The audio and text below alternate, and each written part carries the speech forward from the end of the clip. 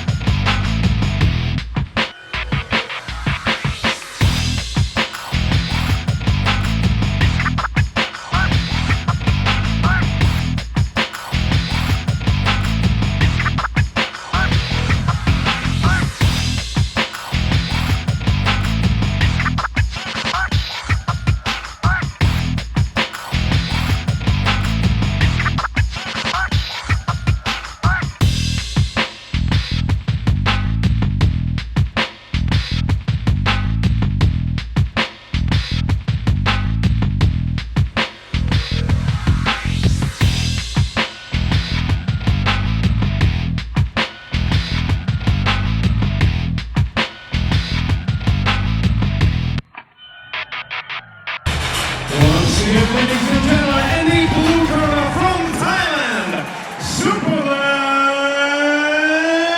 YOKKAO. Make no mistake, it's a very, very brave and audacious challenge. And facing Superlek this evening, his opponent in Haggerty the red corner, has got it all to do. fighting out of Kettle's Gym and Nosy Academy. Ladies and gentlemen, please put your hands together for Jonathan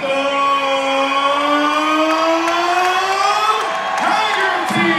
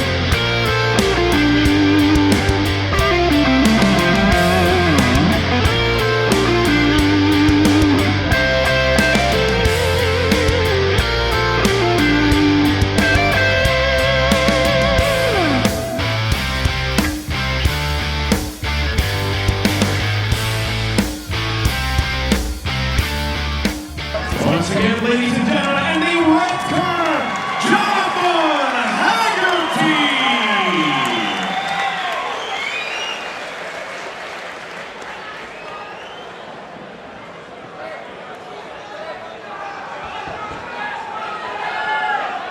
Ladies and gentlemen, let me tell you, it's a relative who's who in the world of Muay Thai. Mr. Liam Harrison, 8-time world champion. Gavin standing with me live for you to commentary. And Mr. Superlek YOKKAO versus Jonathan Haggerty.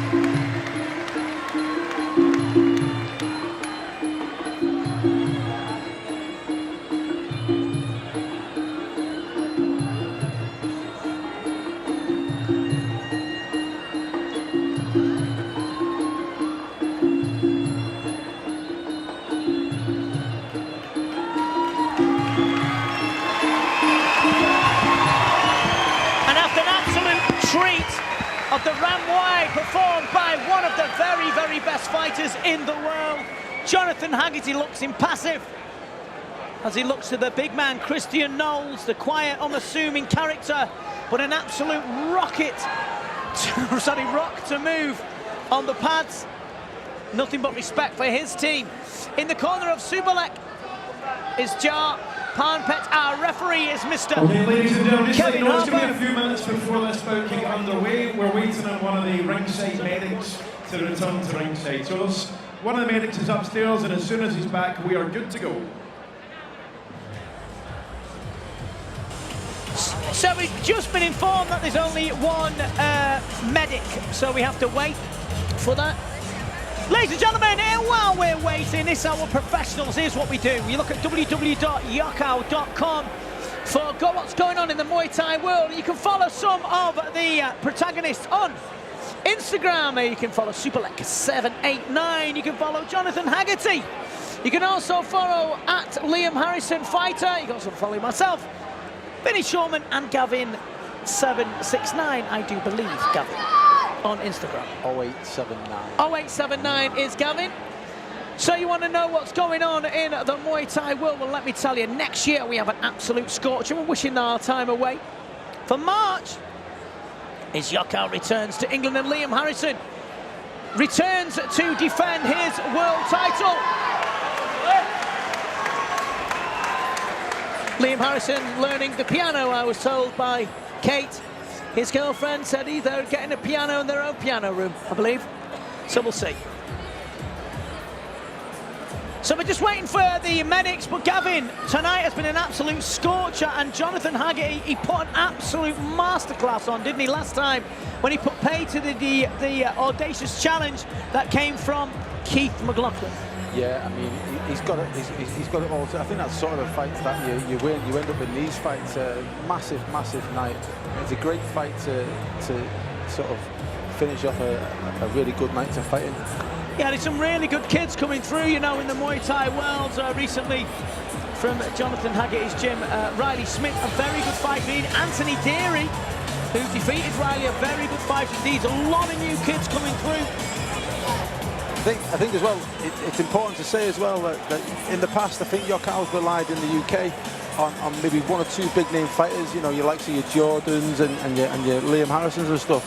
You can really see the strength and depth in the promotion now. They've got these young guys coming through, and they're all taking the step up, and they're all okay there now. It's, yeah, I mean, it's exciting stuff. Yeah, I mean, make no mistake, Brian Calder worked his absolute chin off to you know, to get this show and put it where it is, and you've got to take nothing but credit for him and Stefania. And you know what? Brian does it on his own. He doesn't have a team. He puts it all together on his own with Stefania, and we have much love and respect for Calder. But don't tell him, he might break into a rare smile. So there's a crowd anticipation growing here. Anxiety levels must be at a fever pitch for Haggerty.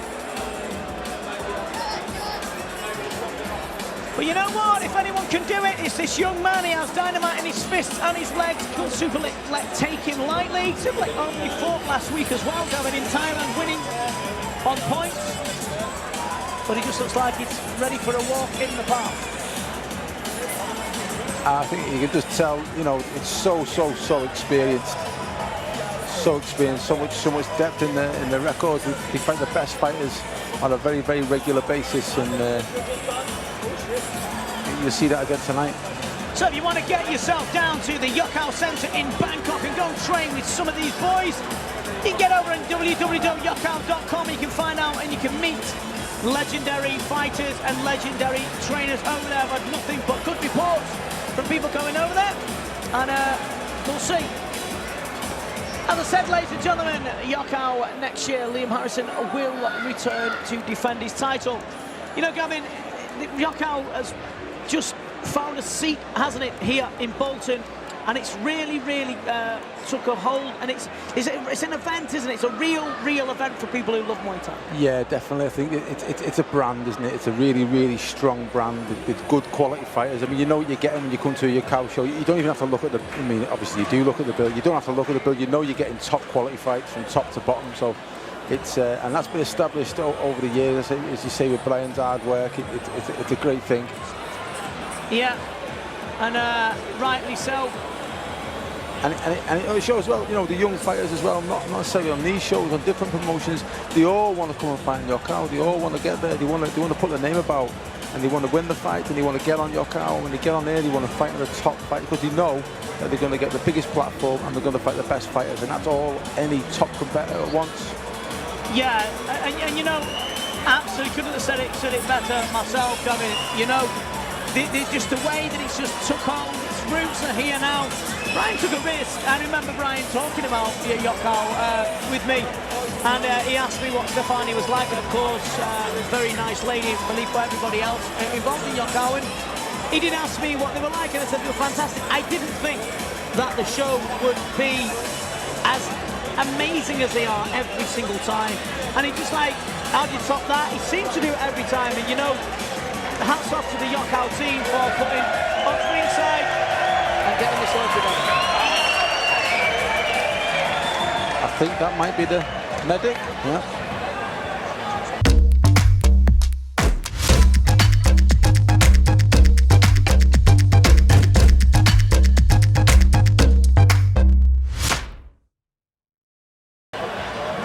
So here's the medic now, rapturous applause for the medic.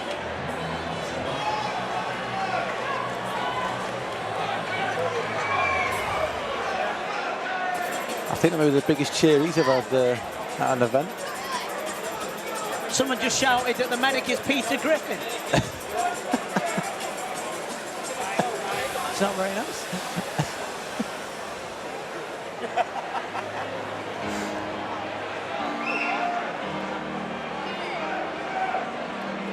You know, this delay is gonna, you know, it can play on your mind a little bit, because one thing you're always thinking is, well, you're always thinking as a fighter when you start, you always think, am I warm enough? Do I fit? You know, you want to be warm. Am I gonna die? You know, you do want to be warm and loose, and that was a long delay. You know what? This is a tie at his peak. Yeah. He's 22, 23 years of age, only a young kid, but he's the best of the best. I was talking to Liam Harrison earlier, and he said this kid is in the top 5 of the top ties. And Jonathan Haggerty, listen, it's a bridge too far in my eyes, but nevertheless, I've been wrong before, and I may be wrong again. And you know what? He has got it all to do, but if anyone can do it, Haggerty can. Let's see. Brave challenge this. Round one. Round one. Muay Thai at its very best. YOKKAO 31.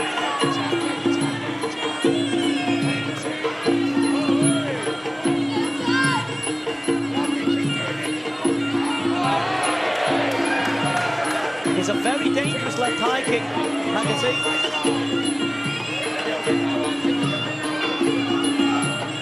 Jar in the corner. Kjellfontein, who's already beaten Haggerty on points. Giving instruction to Superlek.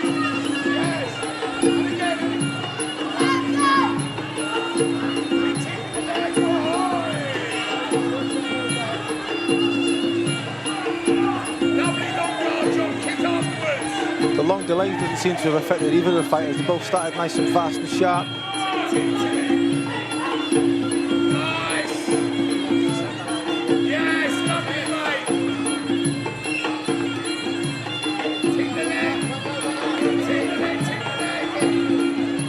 Sharp, Haggerty, very quick. Whatever happens tonight, Gavin, he's got a huge future in this game. Oh, that's for sure. That's for sure. Handsome, good looking, all the things I hate about other men. Sharp, strong, Superlek. He's a very, very dangerous guy.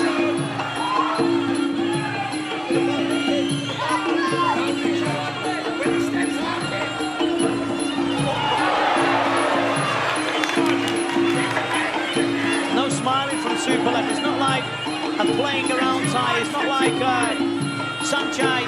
No. Where he plays, this kid is absolutely ice cold. Yeah, no, it's like you said before. This is a guy that's at the top of his game right now. He's not like a lot of ties do come to Europe to, you know. Oh yeah, to make some money, don't they? Yeah, to lose. They don't mind losing. They don't mind, you know. Kid is this guy's, yeah. That was a good knee from Haggerty there, right in the solar plexus.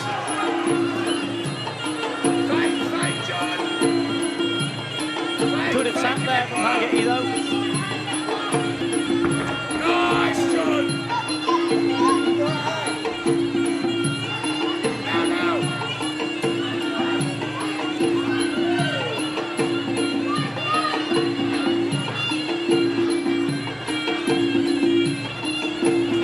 Look for the elbow as he walks in. Good trick from Haggerty. He's certainly not overawed. No, he hasn't. Straight back! Very nice. Right hiking and left elbow ends around. A pulling of the tongue and a smirk across the face as Superlek goes back to the corner.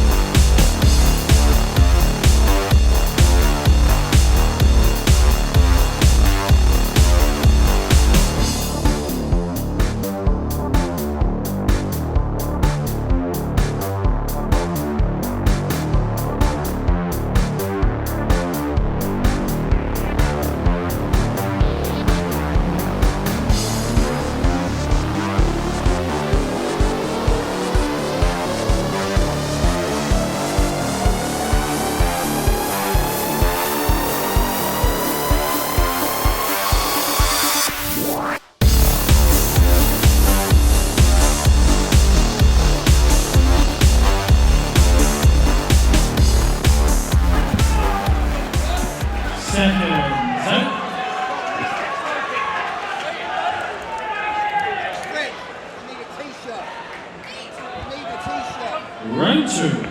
Round two then. Superlek starts off a heavy right kick.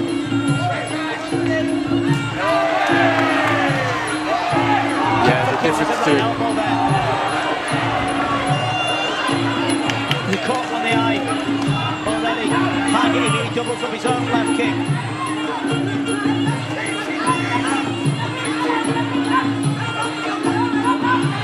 Real intent now. Real focus now. Might be the first time Haggerty's been cut though, Gavin, you know. Yeah. I've seen beautiful left kicks. Except we switched that Gavin to Haggerty through his right hand.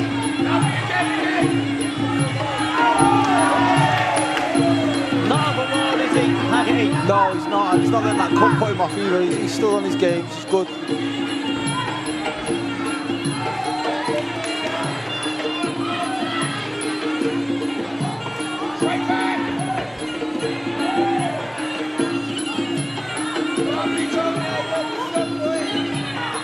First blow, literally, to Superlek. Inside leg kick from Haggerty. He's sharp. He's sharp, but there's just, I don't think there's enough power there to keep Superlek off. Yeah. There's nothing there that's like really big deterrence, you know. You know, you look at the likes of like Harrison or Watson when they fight in top ties, they've got that deterrent, real deterrent. This kid's fighting a top level kid at only 21 years of age or 20. There is time, but this is right now, isn't it? There's no other time than right now. That was nice from Haggerty.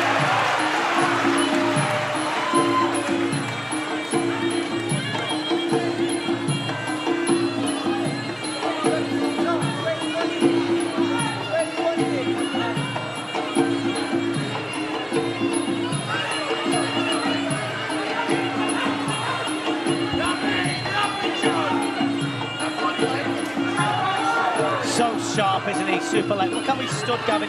Horns over, just ready to attack. Yeah, just ready to go. Pop at any time. Good spike elbow by Haggerty. He's having a go here. That was a lovely to shot. the body, that was. Shakes him across the ring for a big spike elbow. Spike in Superlek. Good knee. Haggerty's really starting to get some trouble here. When Superlek comes on there, puts real pressure on, Haggerty does go to bits a little bit there. He's too strong at the minute for Haggerty. Yeah, listen, it is being matched, and you know, it may be a bridge too far, but you know, this is the measure he wanted, and this is the level he will reach. Well, this is the top level. This is the top level. It is. Brave though to take this fight. He's a mask of blood, the handsome Southerner. Big round for Superlek. Huge.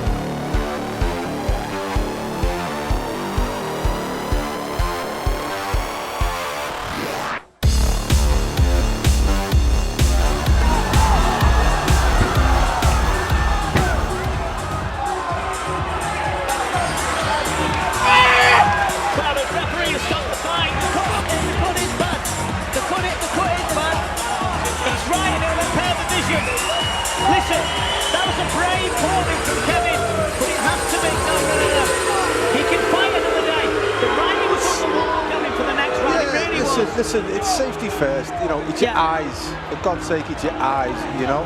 Look, you do live to fight another day. It would impair the vision. Listen, he got in there before. He asked the referee to wipe his eye.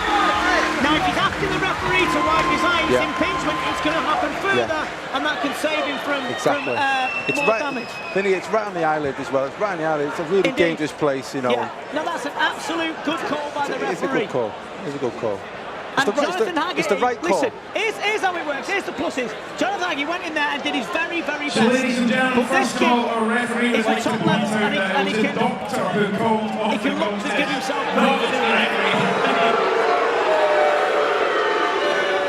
obviously, Jonathan is an absolute warrior, and I would have loved to continue. However, fighter safety is always very true. So, ladies and gentlemen, in the interval always between rounds makes me laugh 2 when I and 3, hear the our booing. doctor has I wouldn't have to do those booing if I've been cut across the eye. Ladies and gentlemen, your winner from Thailand, Superlek.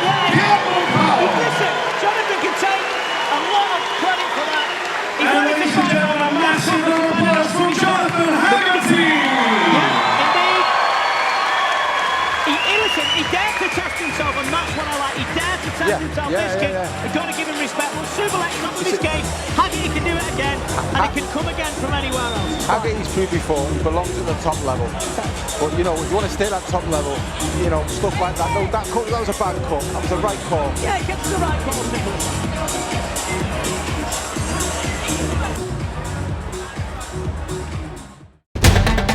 Body rub at the moment again.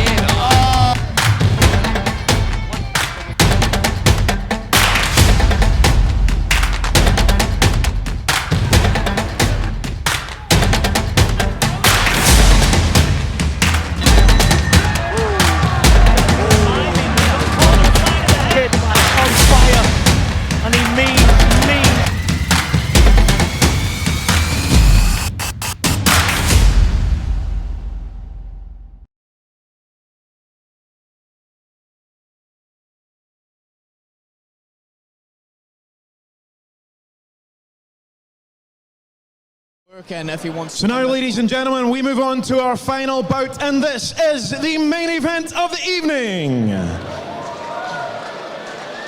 5 3-minute rounds of international super prestige full Muay Thai rules between, and firstly, introducing in the blue corner from Australia, ladies and gentlemen, please welcome to the ring, Zac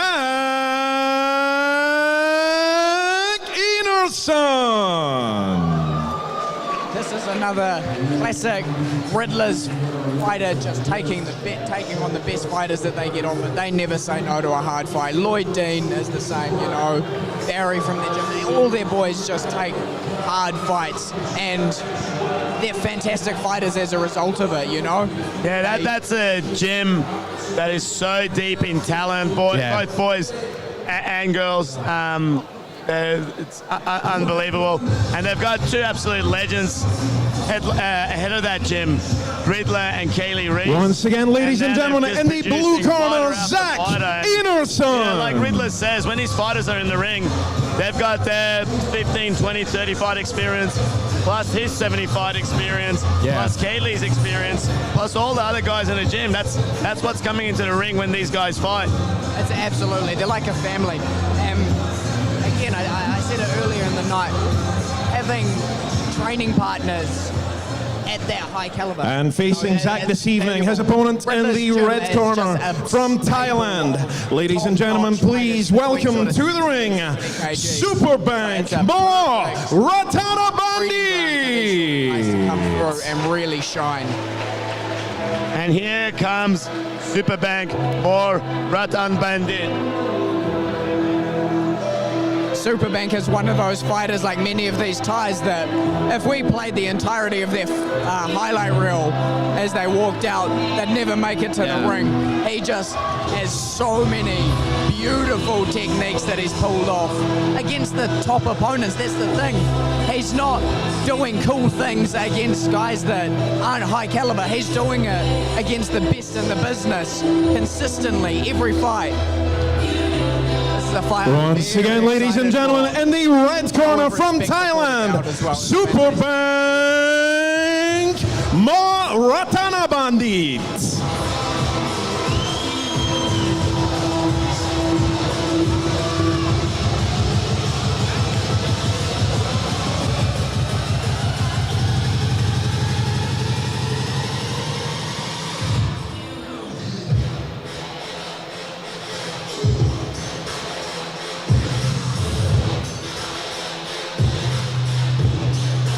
So this fight is at 61 kilograms, 5 by 3 minutes.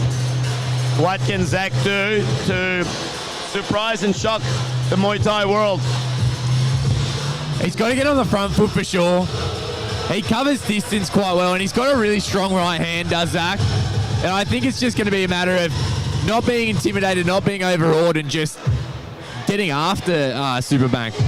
He also has to maintain his balance very well in this fight. He has to throw his techniques when he's in a good position to throw techniques. Against a guy like Superbank that is so proficient with sweeps, if he throws kicks or he throws punches and he's not completely on balance and doesn't have a good grounding, he's going to go for a ride. That can definitely be demoralizing for any fighter to have to repeatedly pick themselves up off the canvas, and it creates more self-doubt, and more self-doubt in what you're doing results in more of the same thing happening to you, and it can be quite frustrating. So yeah, as someone that's for one of the legendary sweepers of the game, Lutzilla, I can tell you it is not fun. You know, you almost get embarrassed being swept for the 30th time in a fight. So as the nature of the sport, and as something that you have to mentally prepare for ahead of the bout, Riddler and his team always do their work. You know, I have no doubt that they have prepared him mentally and physically for this bout to the best of what they could have done. But sometimes it's just a whole new ball game when you get in there with these guys. But it should be a great fight. I'm really looking forward to seeing how Zac does perform at this caliber, at this level.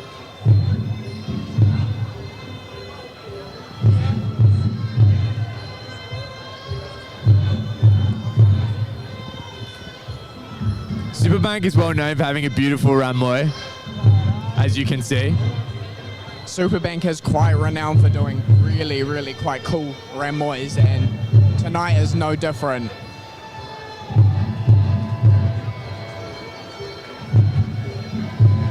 Lewis Regis and the YOKKAO, the whole team at YOKKAO really have outdone themselves. We've said it countless times throughout the night, but I just really want to emphasize how much of a privilege it is to have these caliber fights consistently over a whole fight card, or 2 fight cards in this instance. Yeah. Down in this part of the world. It doesn't happen often, you know. In Australia, we're fortunate that we have shows like Rebellion and this YOKKAO show and Knees of Fury and Warriors Way, guys that consistently bring good fighters in, but this show tonight really is something else. It's had everything. Obviously, there's amazing card. It's a great venue, great production, and I'm really happy to see that the Sydney crowds turned out to see this. Because, you know, like sometimes shows, if they don't have a lot of locals on, the crowd doesn't come. And there's a lot of fighters here from Thailand, from other parts of Australia, but we still have a pretty full house here. And I think a good sign that appreciation for the sport as a whole is growing. Like, a lot of the people that are in the house tonight aren't just here to watch their mates, they're here to watch elite level Thai boxing.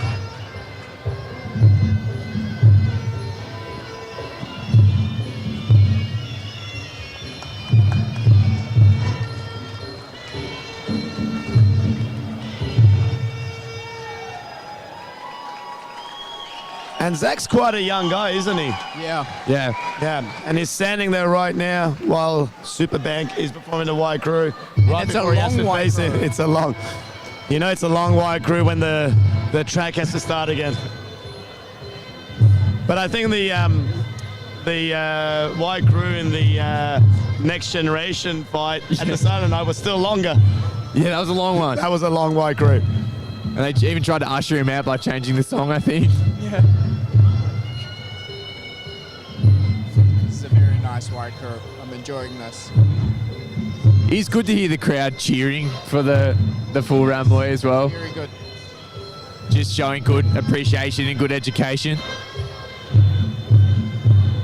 And that's exactly it, you know. The fact that the crowd has turned up when there aren't that many locals on. Yeah. The fact that they're cheering for the Waiku and that they cheer when kicks and knees land as opposed to when punches miss. You know, it shows that they're an educated crowd. Yeah. And that's really great to see. And that, again, comes back, you know, a large amount of that kudos comes back to Lewis, Sai, you know, Mark, all these guys that are putting on quality Muay Thai shows and really growing the sport. Yeah.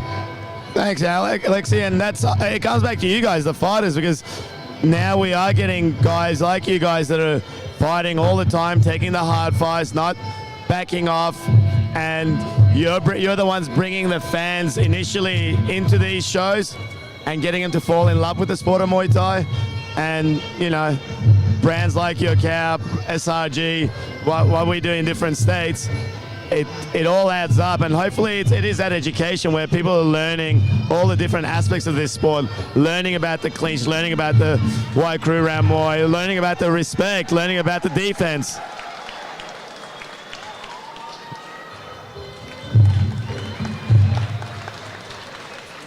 That was a treat.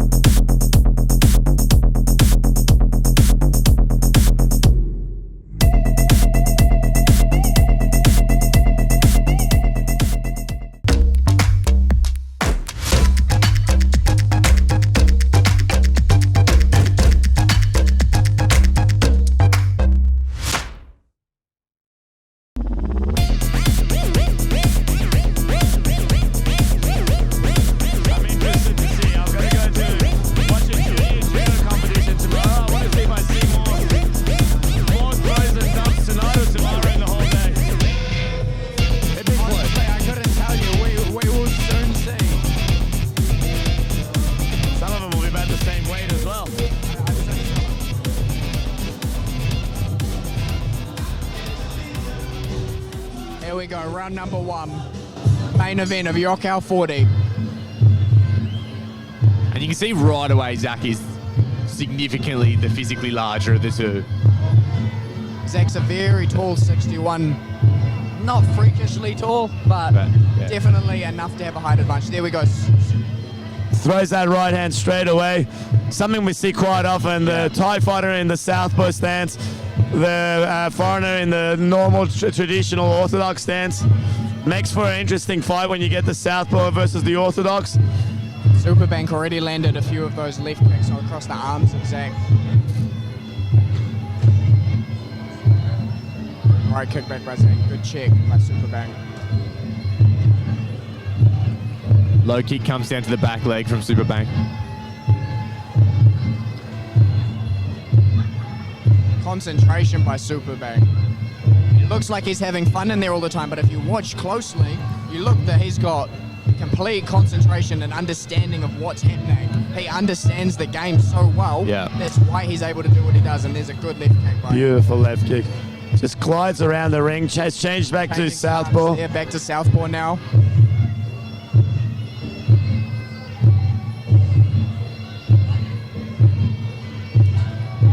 Certainly not going to make himself easy to hit. Good teep again. Just controlling the distance, controlling the range and the tempo. A little bit low, right on the belt line. And there's the first sweep. Of the fight.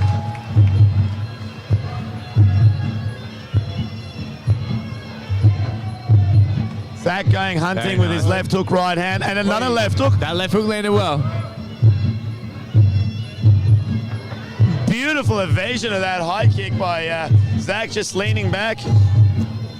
It's fantastic to see. Superbank also try and do that cheeky back leg sweep that as a follow-up. went viral a few months back.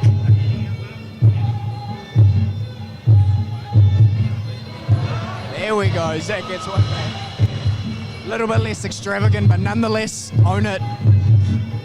I'd count it as a 1-for-1. I would absolutely count it as 1-for-1, especially if I was Zac.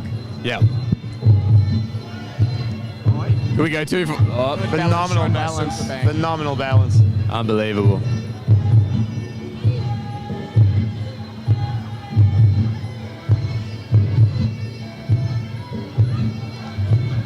This is nice feeling out round. They're not going hunting too much. They're seeing what each other has to offer. Fantastic balance again by Superbank. He's completely hanging on to Zac to the point where he's not even on the ground.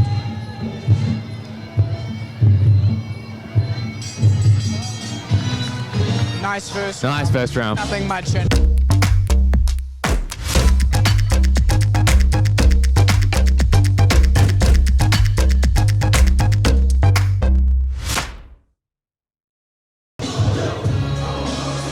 Got Singdam standing in the corner behind Superbank giving advice. Yeah, it's always surreal looking over your shoulder and seeing someone like Singdam standing 10 meters away from you. I've been following these guys since I started my career 10 years ago. Yeah, it's very surreal. It's quite cool.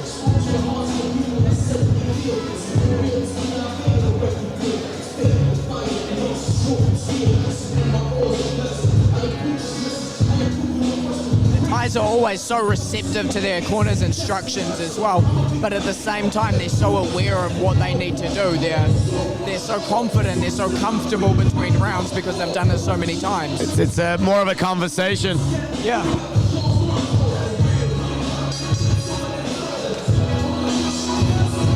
Seconds out. Here we go, round 2 of 5. Round 2.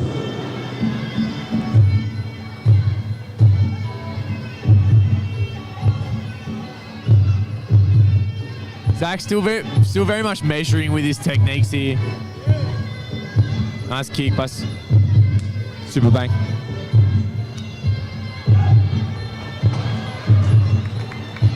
It's just a thing of beauty. It's Another artwork. beautiful display of balance.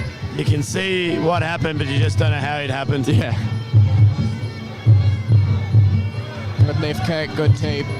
Nice control by Superbank.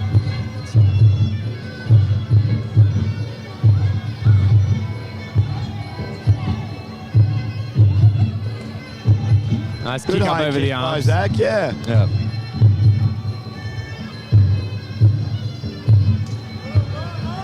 Zac absolutely hasn't looked out of his comfort zone by any means so far. Oh, Cool.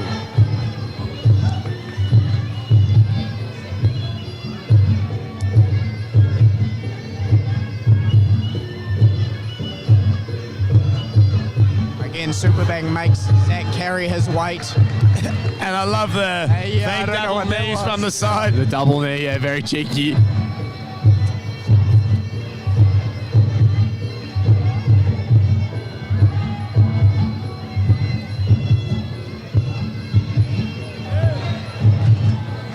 Left kick to the left jab. Great evasion by Superbank from Zac's high right kick. It's very comfortable, just glides across the ring in and out of range. He knows exactly where he is and what he's doing. He's got a lot of control in there. He's very comfortable. Very comfortable. Another beautiful left body kick there. He's kind of landing that at will. Yeah, when getting he a good wants rhythm to. with those kicks. And just beautiful footwork by Superbank. He's got the left team going as well, and then shows good defense. Very nice. See, Tied even up though the Zac's hands. the one controlling the center of the ring, Superbank is the one that has the ring control despite fighting. Nice sweep by Zac. Despite fighting on the back foot, he's moving where he wants to. He's well aware of what he's doing. Yeah, I think that's one of the things that sometimes people might not understand about Muay Thai. Absolutely. Is it's not about who's in the center, it's about who has the fight where they want it to be. Exactly. Very nice takedown from the body lock from Superbank. Getting a talking to from Elias Delapsis. Just testing out the hamstring flexibility of Zac. Yeah, it doesn't look all that pleasant.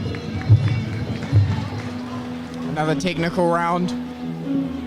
Not a huge amount in this fight so far. I'd look to see the boys start to step it up coming into the third and fourth rounds next. Superbank just landing his left kick quite comfortably there. Obviously, Zac's trying to land a little bit longer shots with his hand.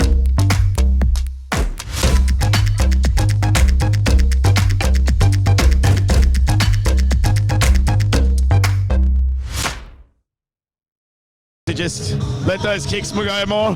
But as we're used to, when the Thai fighters are in the ring, there's usually about 11 or 20 other Thai, local Thai trainers and fighters are coming for advice.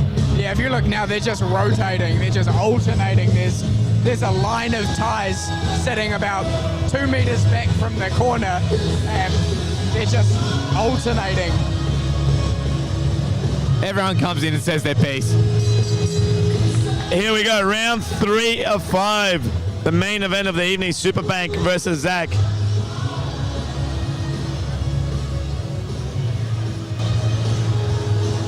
Second starts, round 3.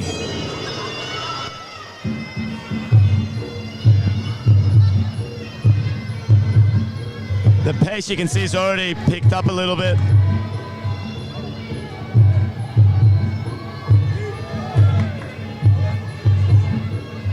He places that left kick so beautifully and so Beautiful. effortlessly. He's mixed it up high on the arms, lower on the ribs. Now goes to the left knee to the body. It's just the placement, like you say, that's the real difference. You know, he's not throwing super hard shots, but he's placing them beautifully. Another one there after slipping that right hand comfortably earlier from Zac. And then he goes straight back to that left push kick to control the distance again and get back to where he needs to be. I think Zac's moral victory tonight's going to be the fact that he's managed to somehow get Superbank on the canvas a couple of times and avoided being put down as much as we thought he would be.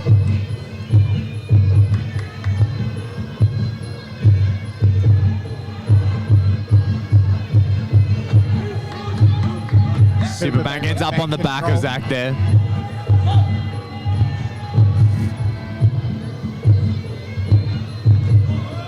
Again, very beautiful left kick, and then Zac tries to return with the right kick. Doesn't quite land. Zac's trying to really pick up his pressure and work rate this round. Go straight back at him again.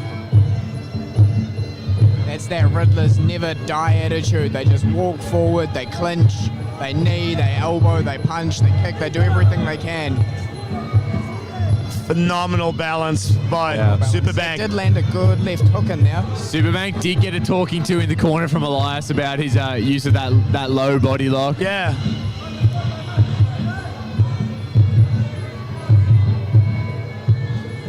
I mean, I think you can do that low body lock and drive him, but you just can't flex the spine backwards, and I guess that can be a bit of a fine line. Yeah, absolutely. Another left body kick landed by Superbank. Just evades the high right kick again. Evades another kick. Spinning back fist. And just defends those knees with his shin, shuts them down, not taking any damage, not absorbing any impact. Fighting a very smart fight at the moment as Superbank. Another good left kick. Zac doing some work in that clinch. Some more beautiful evasion.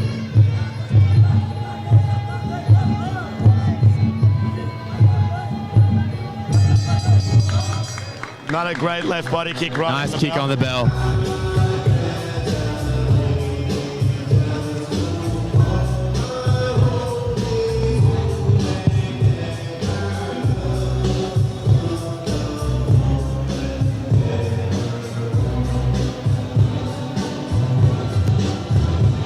Granted, it's clearly easier said than done, but I think Zac needs to look at different ways to start putting his shots together, whether that's through faking, through throwing punches and bunches, finishing with a kick. He needs to start doing something to get...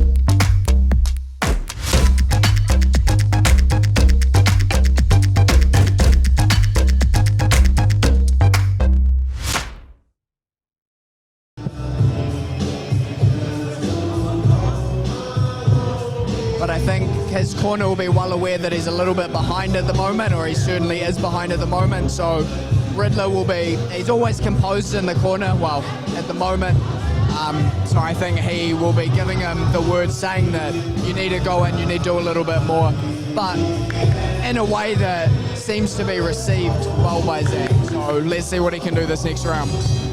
Yeah, I mean, really want to see Zac to figure something out to get Superbank out of first gear, really. Yeah. Round 4.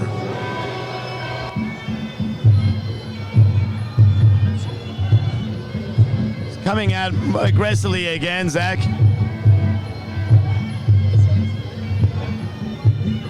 But you see Superbank's movements, he jars in a little bit and everyone is like a fake. So it disrupts Zac's rhythm. Yeah, it doesn't let him get set.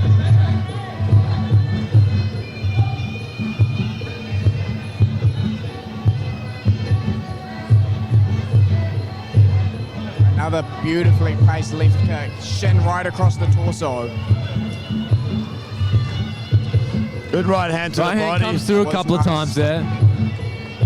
And then Superbank gets the back. Two.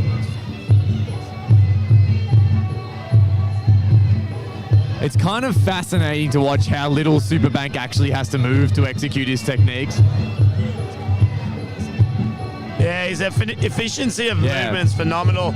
And even whenever that happens and his kick's caught, he regains his balance and fires off again straight away. No problem.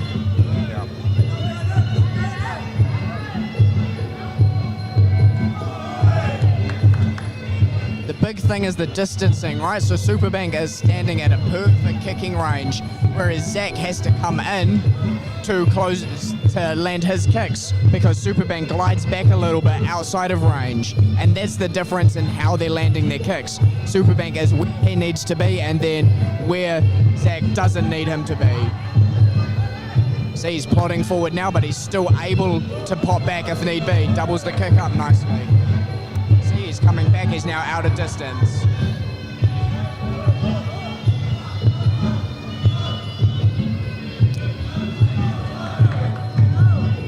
left knee. kick just keeps landing every time he throws it.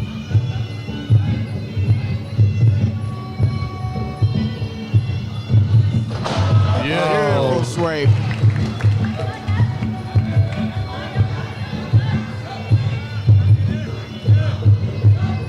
Superbank ends up on the back again.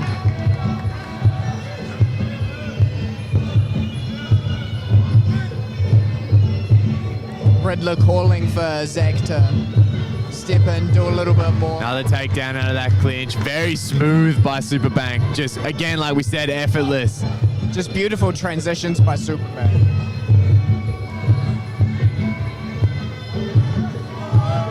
Lovely work, lovely evasion into where he wants to go. Just almost sees things before Zac knows he's going to throw him. It's a very technical fight. It's not huge. Oh, it's a beautiful balance. If you look More at that. beautiful balance. Very technical fight by both fighters. It's not a grueling fight like...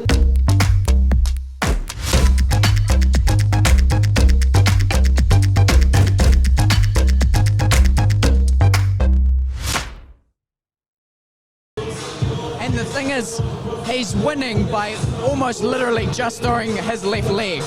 Yeah. You know, he's got that much control and understanding of the distancing and the balance, and he has the power and the timing to be able to land his left kick or his left knee in some instances at will, his teep.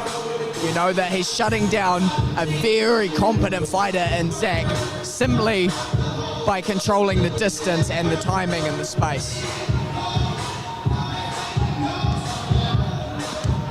Fifth and final round. Zac has a lot of work to do if he wants to win this fight, but I'm sure he will do everything that he is able to try and get this victory.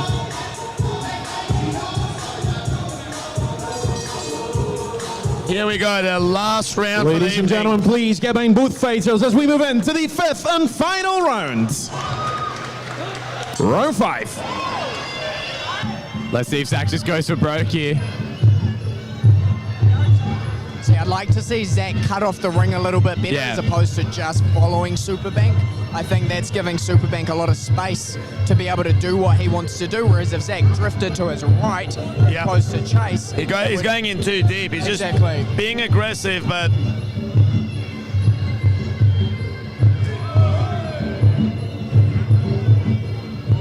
I wouldn't mind seeing him try to counter with something different after the left kick as well, because he keeps throwing that looping right hand, and obviously Superbank's cottoned onto that by now and is evading it relatively easy. So if he tries something different, he might have success. Or he might not, but I still think it's just as a game of chess. It's a game of chess that hurts. Superbank just nullifying everything Zac doing right. He gets around there so effortlessly. And it's not even as much about where he moves as how well he understands where Zac is going to move.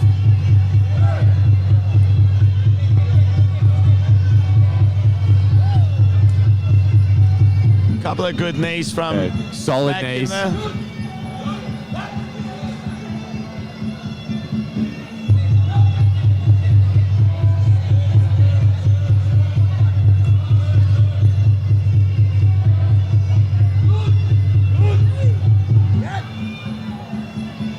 Superbank taking that half a second longer. Just kill as much time as he can.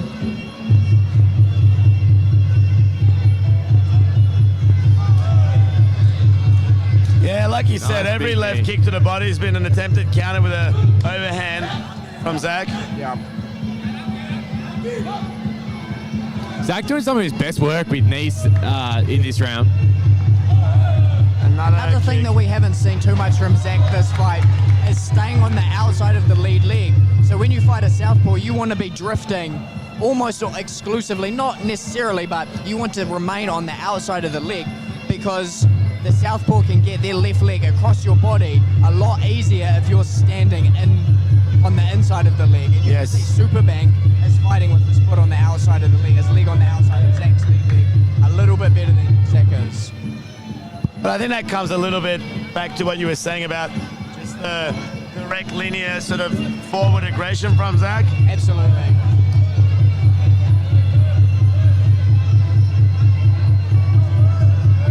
Superbank just looking like he's doing this effortlessly. Beautiful performance by Superbank. And it was what we came to, we were expecting from Superbank. Yeah. He looked extremely comfortable in there, and hats off to Zac. This is a matchup that only came up in the last sort of 3 weeks. Yeah. And he stepped in, and it wasn't a fight a lot of people were keen to take. Exactly, it's a tough fight. Fighting evasive ties is, in my opinion, far harder than fighting grinding ties and grinding sort of grueling fights. It's so frustrating not being able to hit someone. It's demoralizing, but Zac did well to continue trying. I think he'll go back to the drawing board and he'll become a better fighter as a result of this. Absolutely. The experience, like we've said, is invaluable competing at this level.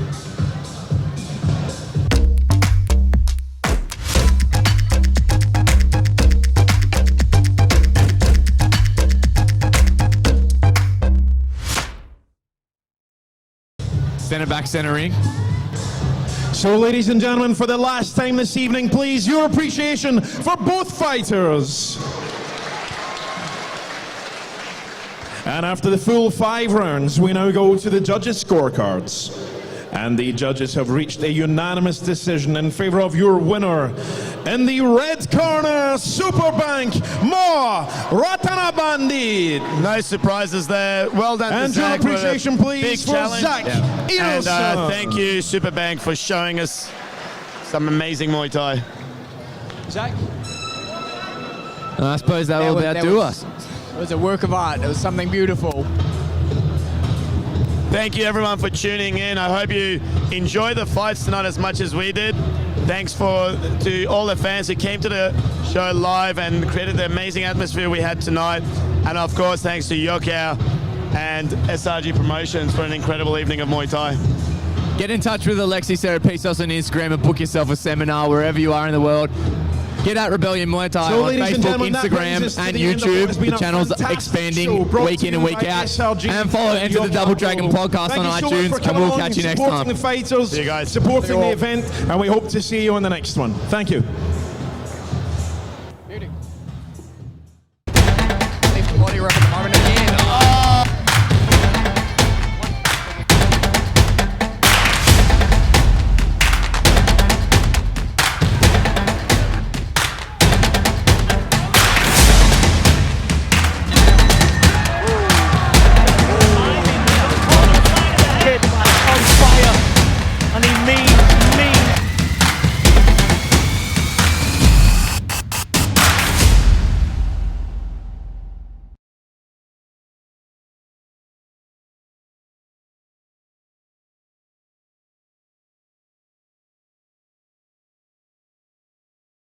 And now we move on to fight number 5. This is the 62-kilogram weight division.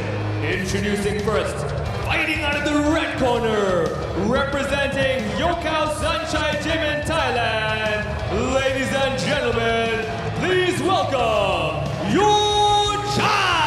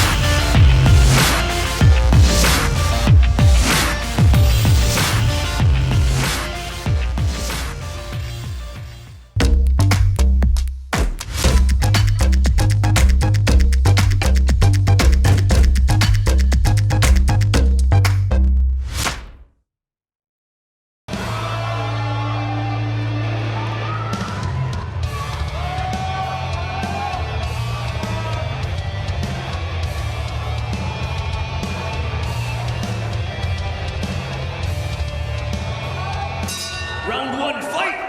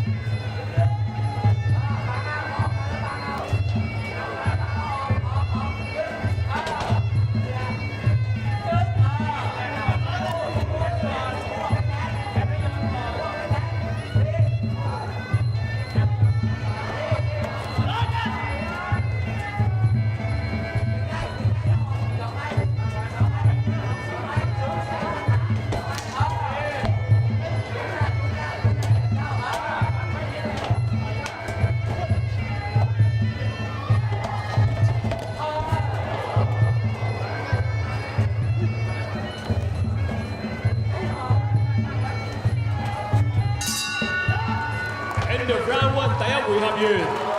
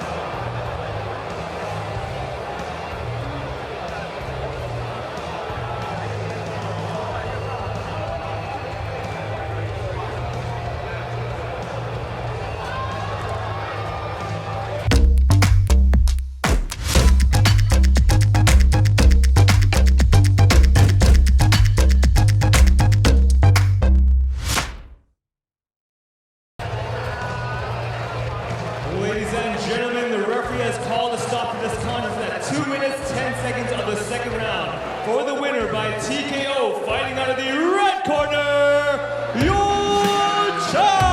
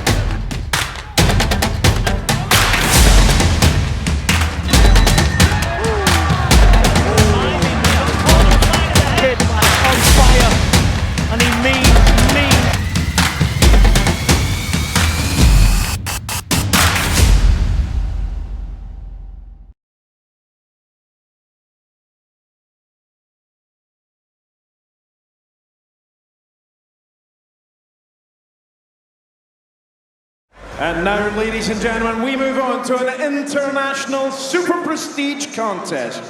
Matched at 64 kilograms and scheduled for 5 3-minute rounds. This, of course, is full Muay Thai rules. And let me first of all introduce to you in the blue corner, weighing in at 63.6 kilograms and all the way from Thailand. Ladies and gentlemen, please put your hands together and give a very warm British welcome to Manachai YOKKAO. Well, making his way to the ring all the way from Thailand is Manachai YOKKAO, as Dougie always rightly says. And he trains at the YOKKAO Training Centre in Bangkok. And I have been told by Jordan Watson, who's been there also, and Frankie Others, that this kid is a monster in the clinch. We'll see how this one goes. This kid is very, very dangerous. 19 years of age. Manachai. Once again, ladies and gentlemen, in the blue corner, Manachai YOKKAO.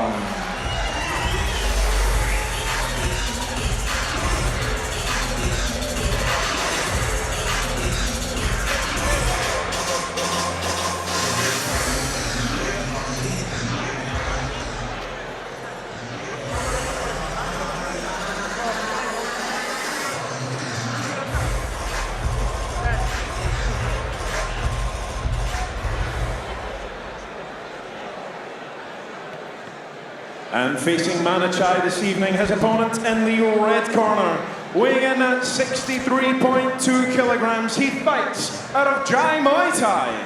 Ladies and gentlemen, please welcome to the ring, Luca.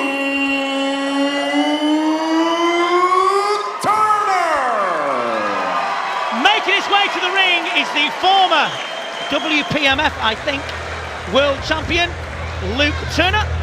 Trains at Jai Muay Thai and Bad Company. Not fought for a while, Luke. A very good fighter indeed, former ISKI world champion. 63.5. And also speaks fluent Thai, can write fluent Thai, and has got a degree in Thai language. So if any naughtiness goes on from Manachai's corner, Luke will know. Gavin, this is going to be a superb clash and an hard ask, I'll be honest, for Luke Turner, because this kid is red hot at the moment. Yeah, it's going to be a really interesting fight. You can see, only young, but he's very good in the clinch.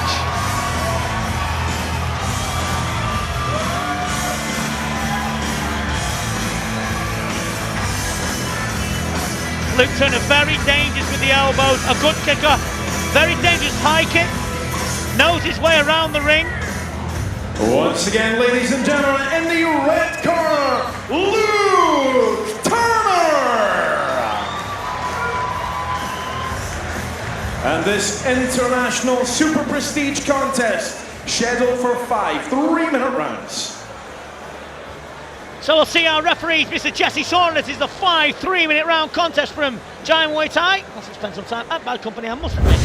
Luke Turner, superb tattooist as well.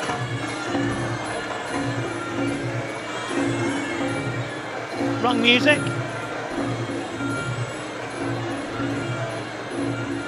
But who am I to get it right?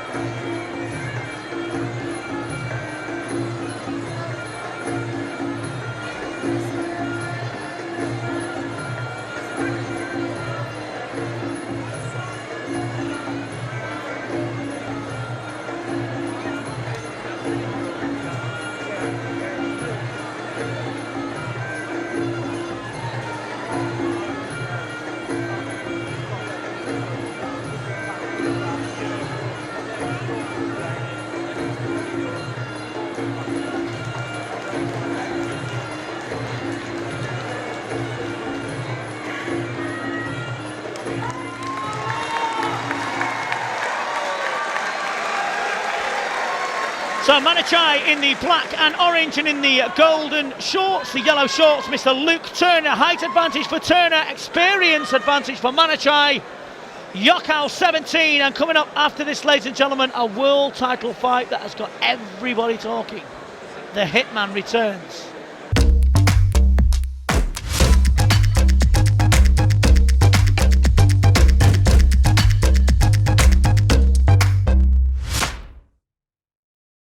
Against Tosuya Yamato.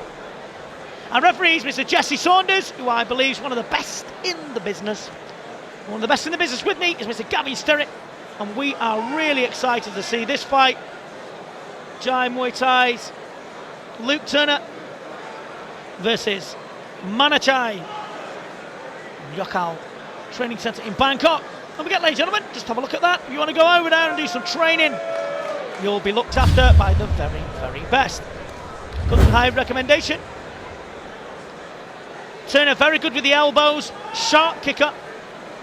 Manachai good in the clinch. Round one.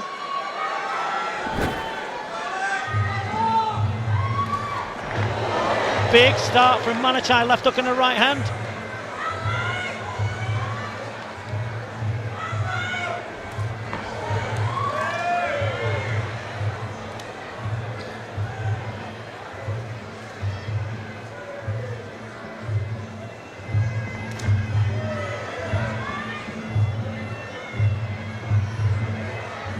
Gav, you know when sometimes you watch fights and you think, I wish I could fight? This is one time where I think I'm glad I can't, because I would not like to be looking at one of these two across the ring with that sort of pouting look and thinking, let me look. No thanks. Yeah, I mean, they both look, you know, as ice cold run through the veins. Both look massively unconcerned about what the boat either could But do. Luke looks like that bloke off Home Alone. You know, the one with the snow plough and his float shovel. He does, but you'd be a fool to treat him that way. Oh, I know.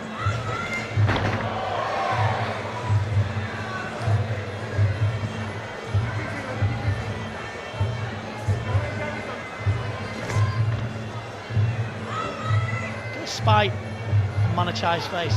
Yeah, Manachai isn't playing. No. Redden already on the body of Turner.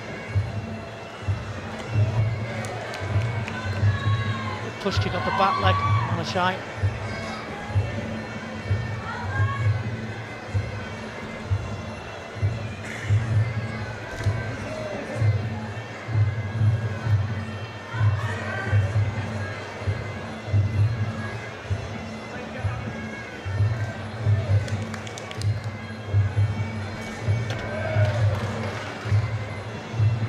Try and get in close.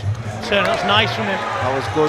Manachai looking to put the manners on him immediately from the word goal. But, you know, Turner's got to just stick with it for a little bit at the moment. Listen, to get Turner out of there, it's difficult. He's tough. Strong puncher though. This kid got. You can hear it. It's Manachai. There's a big height advantage here, but doesn't seem to be causing any problems at all to Manachai at the moment. Working that leg nice as well. Right hand over the top from Turner. Spike elbow attempt from Manachai. Turner just working him out, having a look himself. You know, Turner's no stranger to this. He's very experienced. He knows what he's doing. He doesn't look concerned at the moment.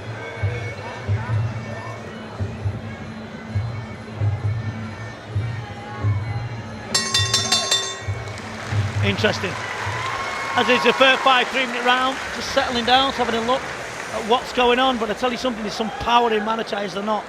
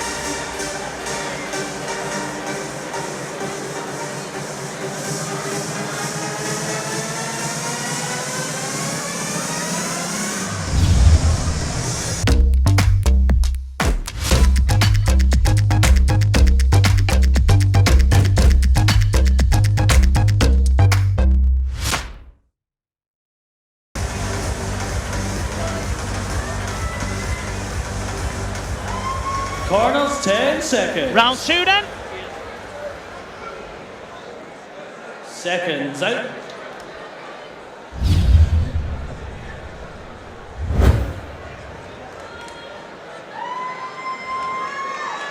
Seconds out. Round 2.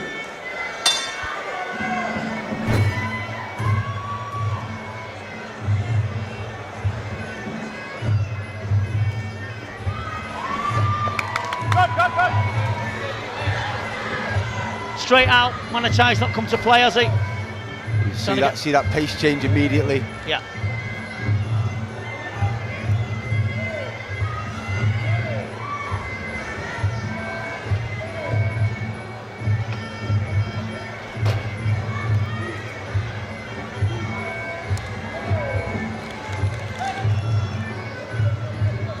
Very clever in that clinch, you can see.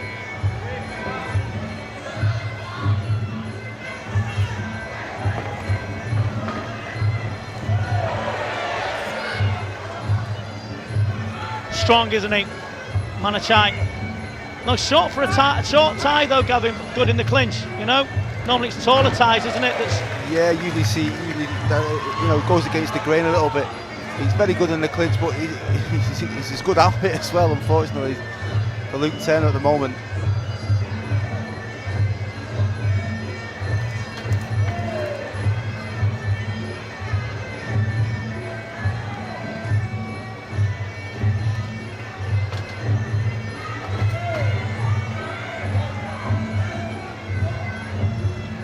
Mesmerising, this fight, isn't it?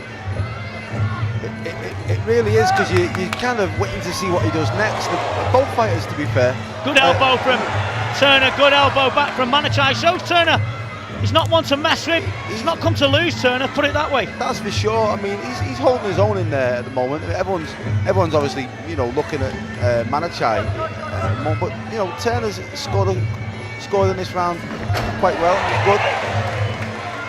The important thing is for Turner, but he's just got to keep on his game. That's what he's got to do. He's got to keep on doing his own thing. Yeah.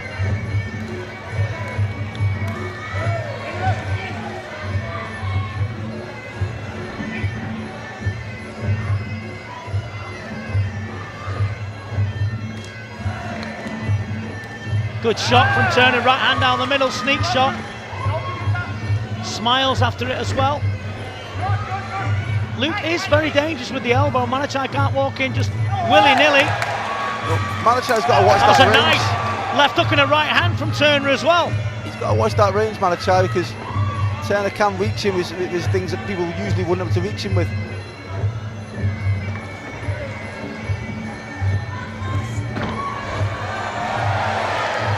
Any sign of weakness, he's on you like a panther, isn't he, Manachai? Well, this is where you talk about at this level, percentages of 1% and 2% make a massive difference. Earned some respect there, didn't he, Turner?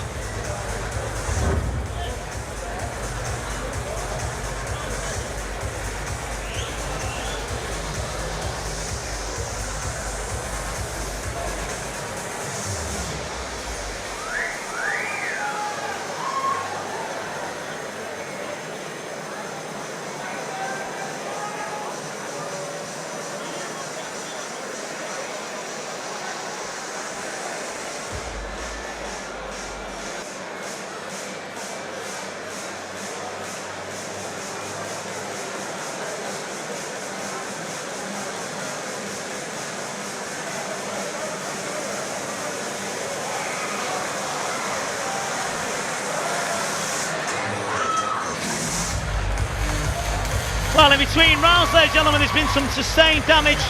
Luke Turner, I think, he's broken his foot. And he's lifting aloft Manachai. Some damage to Turner's foot. It's ballooning up very, very quickly. It was shaping up to be a good fight, that, Gav. It was. It's a real shame, And Luke, you can see Luke Turner in the corner there, then trying to persuade his corner to let him carry on. It's a testament to his toughness and his competitiveness. It's a real shame that fight ended when it did. Commiserations to Luke Turner, who was putting up a good performance there. It's going to be interesting, that one, but nevertheless, that's the game. It's a tough, tough sport. And during the interval between rounds 2 and 3, the boxer in the red corner has retired from the contest. Therefore, real shame for the audience too. Manachai, it to be a right treat, that fight as well. It was a real shame. And your appreciation, please, for Luke Turner.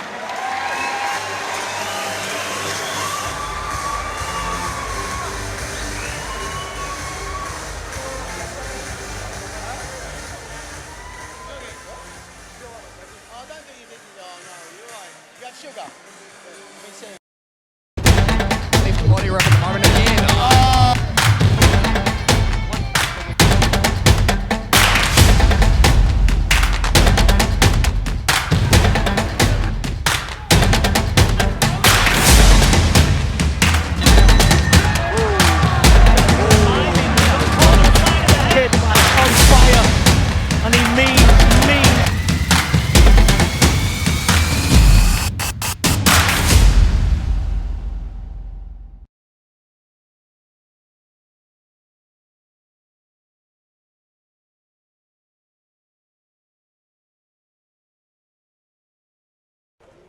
That's right, ladies and gentlemen. That's bout number 7. That's 63.5 kilos. That took me a time, didn't it? And the WBC European Muay Thai Championship belt is up for grabs. So I first of all introduce to you in the blue corner, this European and world champion fighting out of the gym in Italy. Ladies and gentlemen, please welcome to the ring, Luca.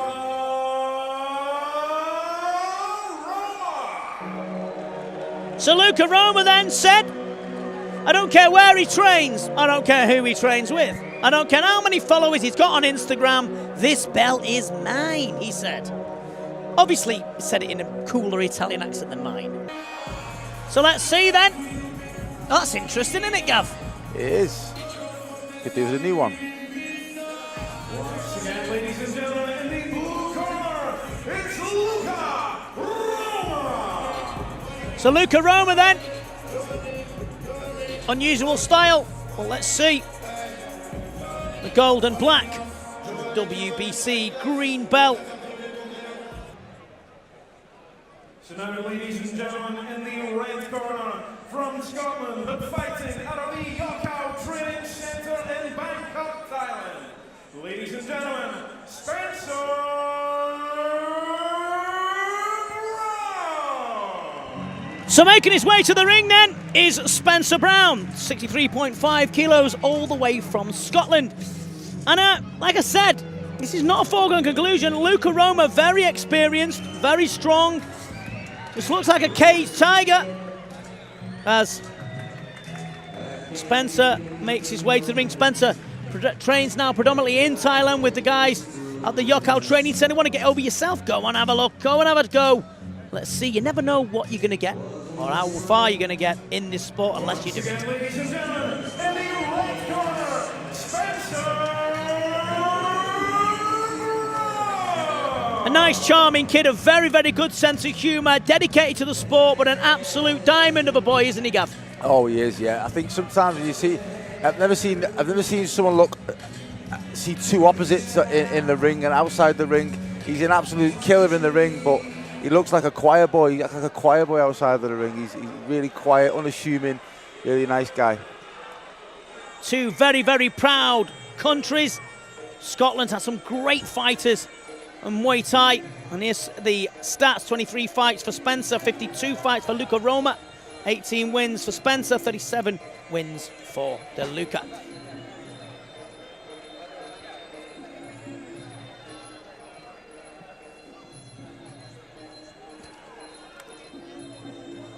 Yeah, as I said, Scotland's had some great Muay Thai fighters. Chris Shaw springs to mind. Davy Mack, who's from the Bad Company gym. A host of stars from Scotland. And the Italian is not impressed with where Spencer trains, who he trains with.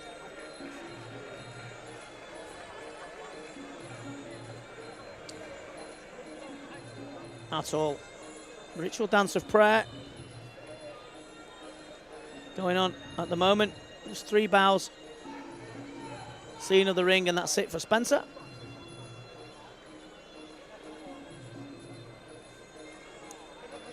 He's always got a smile on his face, Spencer. You never see him in any other mood other than a good one. And shenanigans going on already.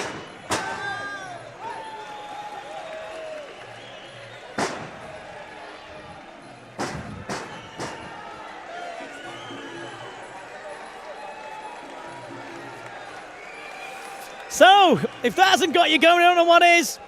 Banging of feet.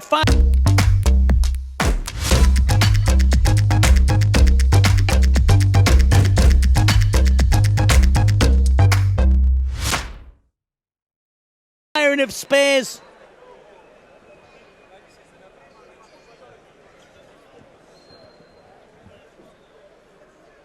So let's see. Nose to nose. De Luca. I think we know what we're going to get with this fight. Sorry, Luca Roma. Black and gold. Brown, black and gold for Spencer. Everyone's going to be watching these two and supporting their man. Well, as I said, Spencer, a regular on the UK YOKKAO shows. Our next one, as I said, is the 23rd of March.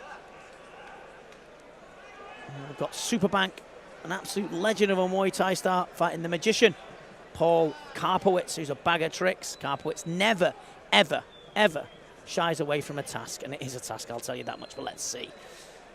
Let's not think too far ahead. Round number 1 of a 5-round contest.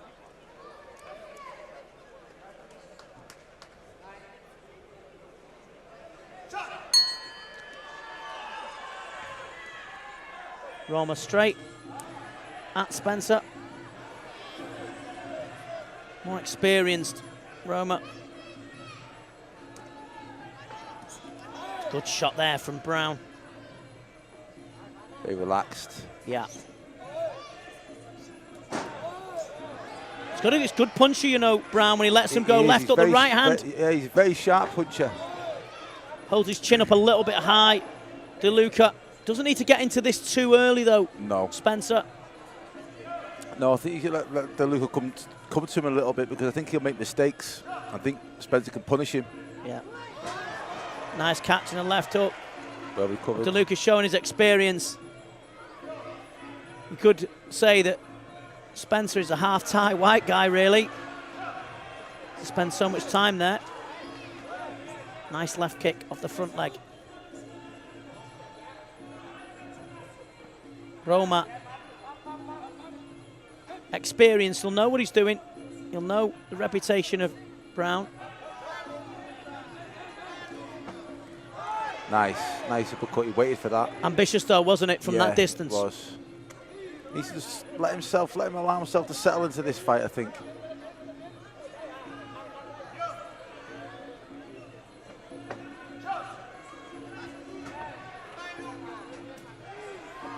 Luca sharp still.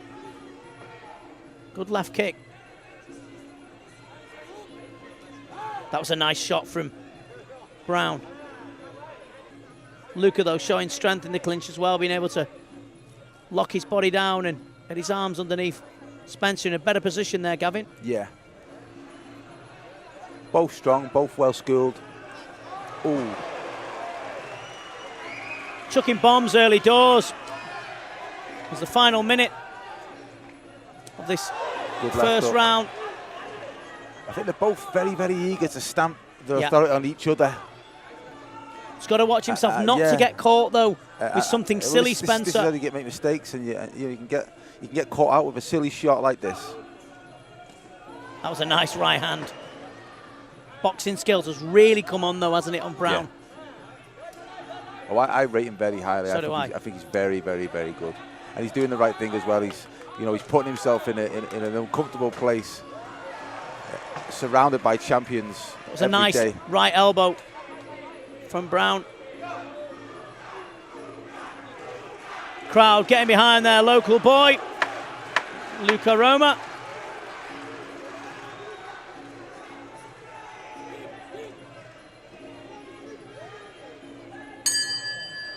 Needs to settle himself down a bit, Spencer, you know. Yeah. Trying a little bit too hard. I would, that round, I would give it him. But I mean,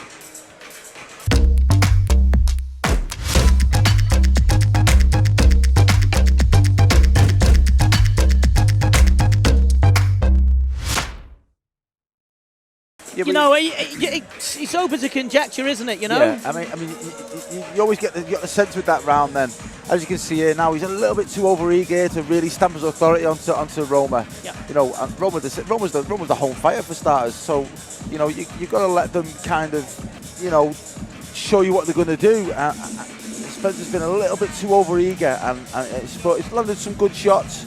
And I'd say he took that round, but he just needs to be careful. I think that's what his corner's telling him now. Actually, they're giving him a little bit of a telling to.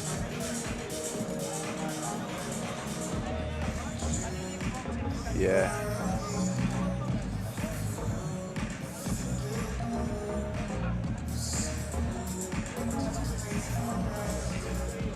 So we're moving on, aren't we? Roma doesn't look concerned at all. for telling Spencer what he needs to do. Telling him to elbow as well. You can see the Thai people just, the corner were just gesturing what to do for Spencer.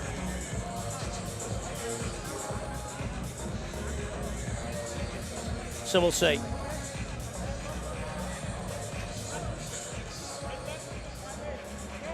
Much needed information going in, and Luca Roma knows he's in a fight, Gavin. Yeah, I was just thinking as well, you know, Luca Roma was the more aggressive of the two there then. It takes, you know, it takes a lot of it to be aggressive for 5 rounds like that. He looked a bit tense, and I think that might tell as the fight goes on, because it'll take a lot of energy out of him. So going to round number 2 then, and let's see. The battle plans have been laid out. The first round's been gone out the way. Let's see. Nice catching an elbow there from Brown.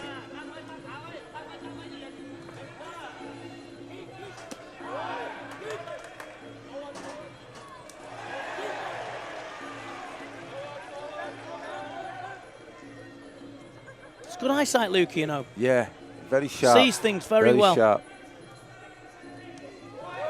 See that, just missed with his own and then just ducked his head just out the way, just in time really. And yeah, he's keeping Spencer guessing here because he's varying his tacks every single time. He's showing good variety.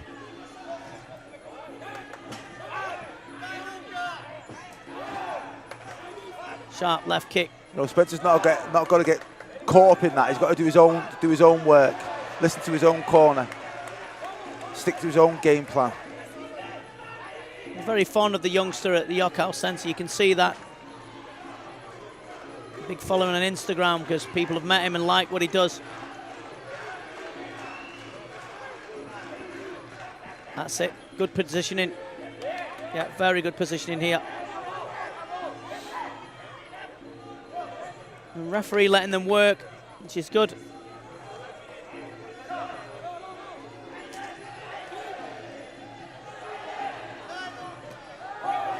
Nice body shot.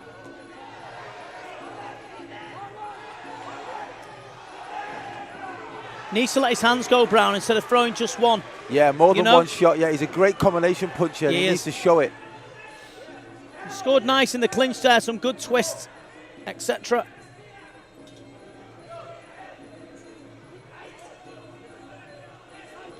Coming up to the final minute of this round, and you can see Spencer's corner telling him to kick, to kick, you know. And I think it's a good plan because it'll take the fight, take a bit of the fight out of Luca Roma. Yeah, remember it is a 3-minute round fight as well, so. But he did start off a extremely breakneck pace, didn't he, Brown? But Luca has had a good round here as well, scoring with his shots. Positioning. And bustling to the floor here, last 20 seconds of this second round. Nice push kick, good right hook from Spencer, answers that one back. Body shot from Brown, elbow up on the inside. Body shot again. Needs to edge his feet and doesn't pinch them inches, Gav. Yeah, he's just pinch them inches with his feet. He's just half a step out, you can see, with his hands and his feet, and his legs, sorry. So now we've got a fight then. We really have. DeLuca just gesturing to the crowd and getting the passion from the Italians, as they're known for that.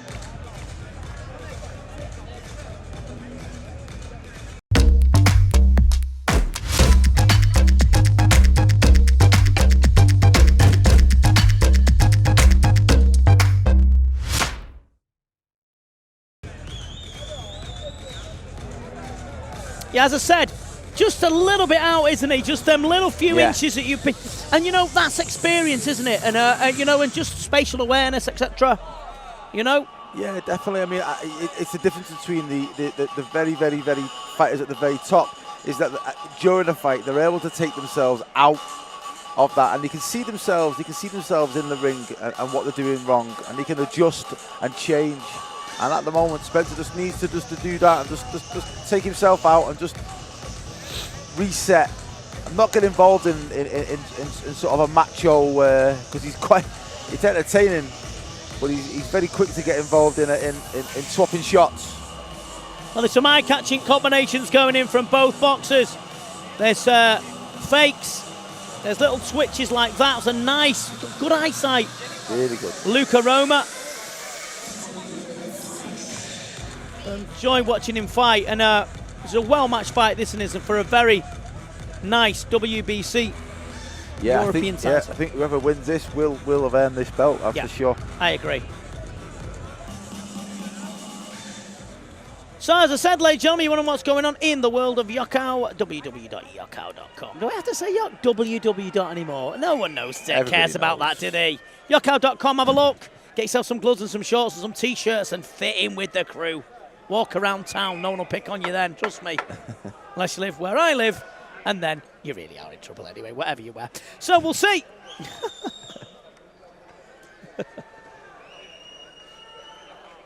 We've had some classics on YOKKAO's fights, haven't we, in the past? Hassan Banu versus Harrison. Darren O'Connor versus Kareem Banu. That was a scorcher. Right, sorry, reminiscing here. We go back into round number 3. Straight into the clinch.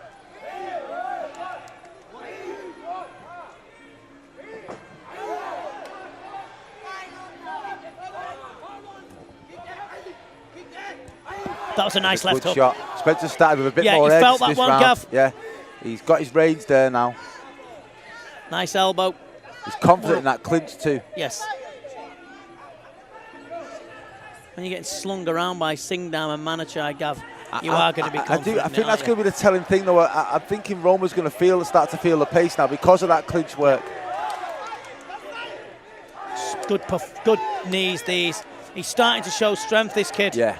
He's only a baby, though, remember? He's only like 21 years of age, if that, really. You forget, because he's been around for quite some time now. You do forget this.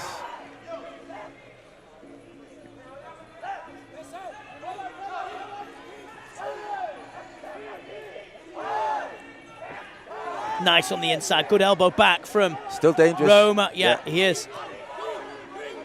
Wearing him down, though, Gavin, now. Starting to stand a little bit still. Luca Roma. Good shot there. Good shot. He's got to look what he's doing, Spence. He puts his head down and slings his shot. He throws that big right hand, yeah.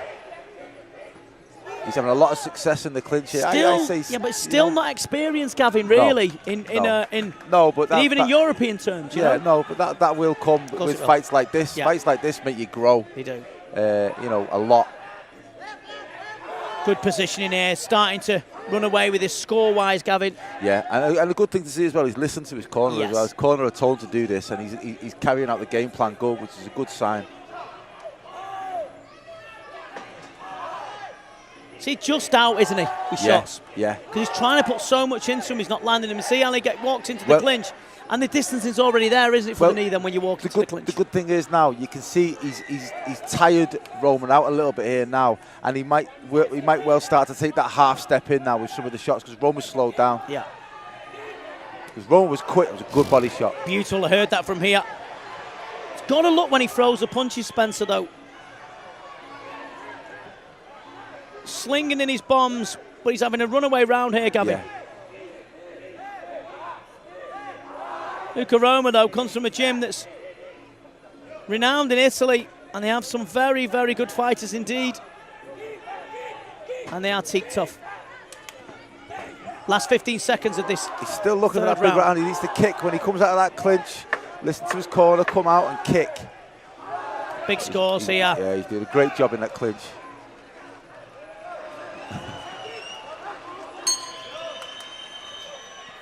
So, a runaway round for the young man from Scotland. And I'm sure in the freezing cold weather back in the UK, their hearts will be warmed by the efforts of this young Scottish star. Like I said, half-Thai white guy, and he is really trying his best. Slinging shots just that little bit out, isn't he? Because he's trying too hard, good body shot there.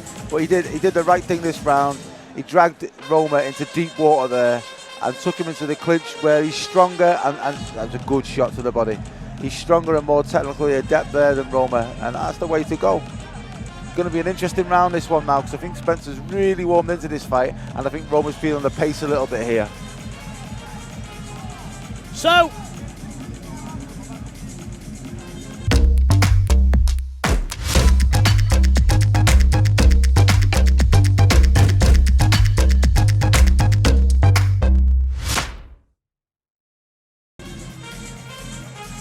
we'll see then.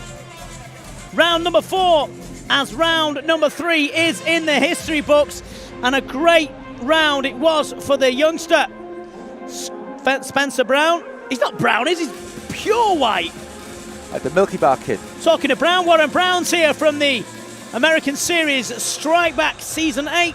Have a search out for that and watch Brown, the former 2-time world champion, an old friend of ours, in an extremely exciting TV show, Strike Back Season 7. I'll look at your local details and find out what's going on with that. So, we move on, don't we? And this has been a scorcher, and there is more to come, ladies and gentlemen. Yes, we have another show after this, and some very, very big names. Liam the Hitman Harrison versus Ivan Nakari, and Luca Falco versus Manachai, and Christian Faustino has the audacious cheek to face Saenchai from Thailand. We'll see. Round number 4, then the money round, as they say in Muay Thai. Let's see. Not as buoyant this time, Roma. No. You know, as well, I think this is a perfect fight as well in terms of career. Perfect timing for Spencer. Well matched. It's a good fight to learn from. Really good. Eyesight is still there, but the body's not being able to react, is it, Gavin? Because the strength of this young boy, who's putting on an absolute beautiful performance. Career best performance, I'd say, Gavin. Yeah, it's the best I've seen him so far. Definitely. You know, as I say, I enjoy. He's got a little nick under his left eye there. Nothing too serious. But back in England, there is some 63.5 kilo threats, namely Nathan Bendon and Craig Coakley, and they'll be battling on our next show, 23rd of March, which is amazing. It's caught under the eye of Spencer. Nothing to worry about. That was a nice right hand. He's got a good chin, this kid, you know. Yeah, really good. That was a good shot, right on the button. Bustles forward, nice long right knee from Spencer. Not willing to go into the clinch now, is he? No. Luca Roma. Spencer's making the most of his opportunities there now as well through this round. He's, you know, even out of the clinch, he's working hard. And there he goes again into the clinch there. He's making the most of it as well. Outscoring him. Do you know what you got to understand about Muay Thai, ladies and gentlemen? If you're watching it for the first time, these kids really do earn their money, and it's so hard to be able to learn this sport and go through all the things you have to go through. You have to be really dedicated, and there's always, even though, you know, you can get splattered, it takes a lot of guts to get in there. It really does. Listen, that second, I mean, what these guys get paid isn't you know, is not enough. Never is. It's such a tough sport. Yeah. Last sort of 30 seconds, or 3/4 of a minute to go, and Brown is just really sort of putting the pressure on.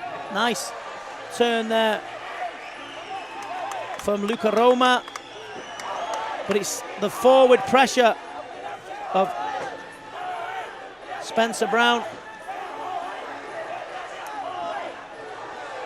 Just coming forwards, kicks and knees. It's just, he looks superb, doesn't he? Yeah, it really he's does. Relentless, super fit and super strong.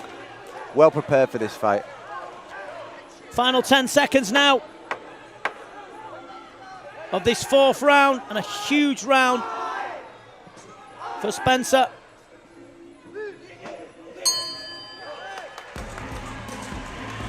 Luca raises his arm aloft and celebrates, but you know, he was getting kicked and kneed a hell of a lot there. We've seen, and I particularly did. Seen a different round than he did, Gavin. Yeah, I did as well. There was another round for Spencer in my book.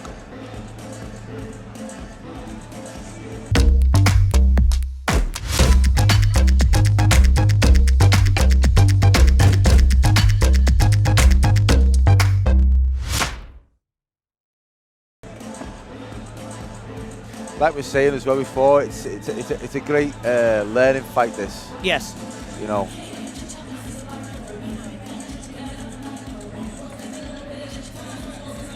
So here's the action then. He's settled down now, Brown. He was trying too hard in the first round, I believe. A little bit clumsy at times with his shots, not looking where he was throwing his weapons.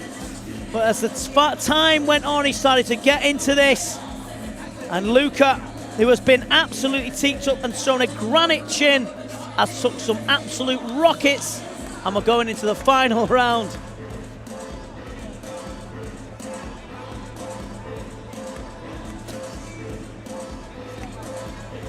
Round number 5. And the golden bell is going home to one of these young men at the end of this round. Oh, you never know, do you? See. Well, anything could happen. After this, ladies and gentlemen, the man from France, Payet, on the reunion gym, challenges Singdam, the YOKKAO Thailand team. That's coming up straight after this. And you can have a look on YouTube, ladies and gentlemen, at our previous shows, and one man that really I like to watch, Superlek Kyatmugao, who is absolutely one of my favourites. Adore that guy. Have a look at him. Superlek Kyatmugao. And if he's watching, we wish him all the very best in his career, because he is an absolute monster. Going to round number 5 then. A very good contest between two extremely good fighters indeed. Luca Roma and Spencer. There's a bit of mixed signals there, wasn't that? Yeah. That could have turned out bad. Yeah. Going to march forward, kicking a lot, scoring.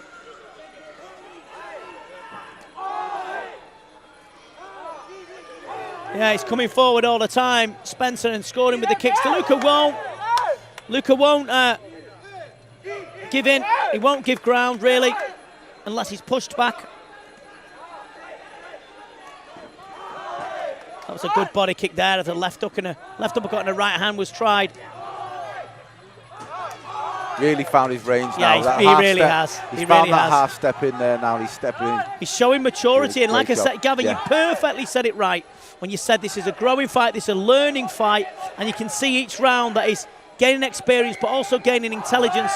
Yeah. And not gung-ho testosterone craziness, you know? I think sometimes you can see people like Spencer, they'll get rushed a little bit too much, and they'll put them into fights that is a little bit too much for him, like old grizzled. How many times have we seen that? Oh, we've seen it dozens and dozens of times, haven't we? But this is perfect timing. Perfect timing. Beautiful long left knee as he drops straight into the clinch. The half Thai white guy, Spencer Brown. Nice body kick. Again, doubling up, tripling up on the kicks.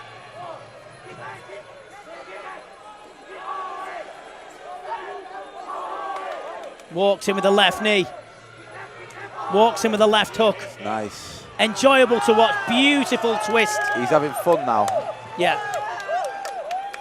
This has been an absolute superb performance by this kid. Because Luca Roma, as he's showing here, he's still got that in him. Yeah. He's still got that in him, Spencer, yes. No matter what. And would you want to take that away? Absolutely not. No, absolutely not. No, that's what makes him good. That's what makes him special, you know. He moves forward with a slight cut under his eye. A left hook. He's still not looking when he throws his punches, but that's something you can work on. Final 30 seconds or so of this very exciting contest. The Italian still trying, but that beautiful body kick tries to elbow the leg. And then knee as well. They'll know they've been in a fight, these two, very smart. And the final 15 seconds, it's what's been a very, very exciting contest indeed. A superb fight from start to finish.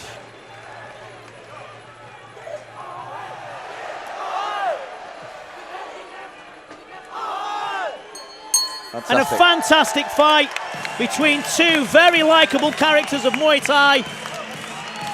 But a very, very good performance for the young man from Scotland, who I thought that was a career best performance. And it had to be, didn't it, Gav? Yeah, it did. You know, Luca was not there to just make up any sort of numbers at all. He came to win this fight. And Spencer I was at full stretch. And as I said before, it's a growing fight. And it'll be all the better for that. To be fair, Gavin, I think that Luca Roma thinks he's won. Yeah. I don't either. And that's you know, that's the way it is. The European belt, the green and gold WBC belt, will be going home to one of these boxes. I believe it'll be brown. Well, you know what, Gav? I've seen Stranger Things, not the TV series from Netflix, but I have seen Stranger Things. Yeah, we have. I will be very surprised, if not a little bit disappointed, if that went the other way. Right, so would I. But there you go, ladies and gentlemen. A very, very exciting fight. We got one more of this edition. Live for you from Turin, here in Italy. And if you've just joined us, I'm Vinny Shawman, and with me is Gavin Sterrett.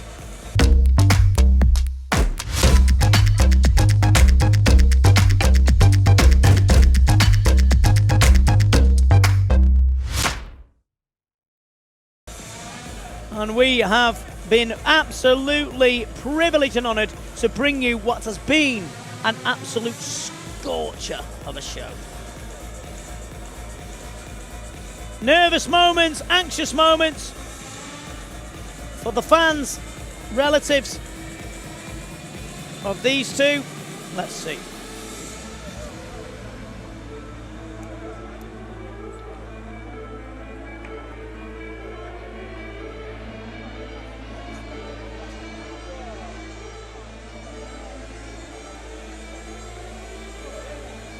So we'll see.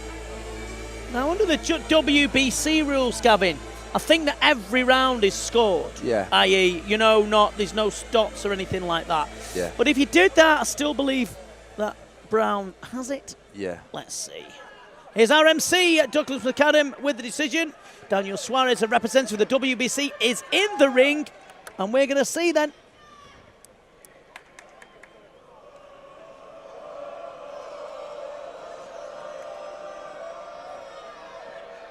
What do you think at home, ladies and gentlemen? You think, what are your opinions on this?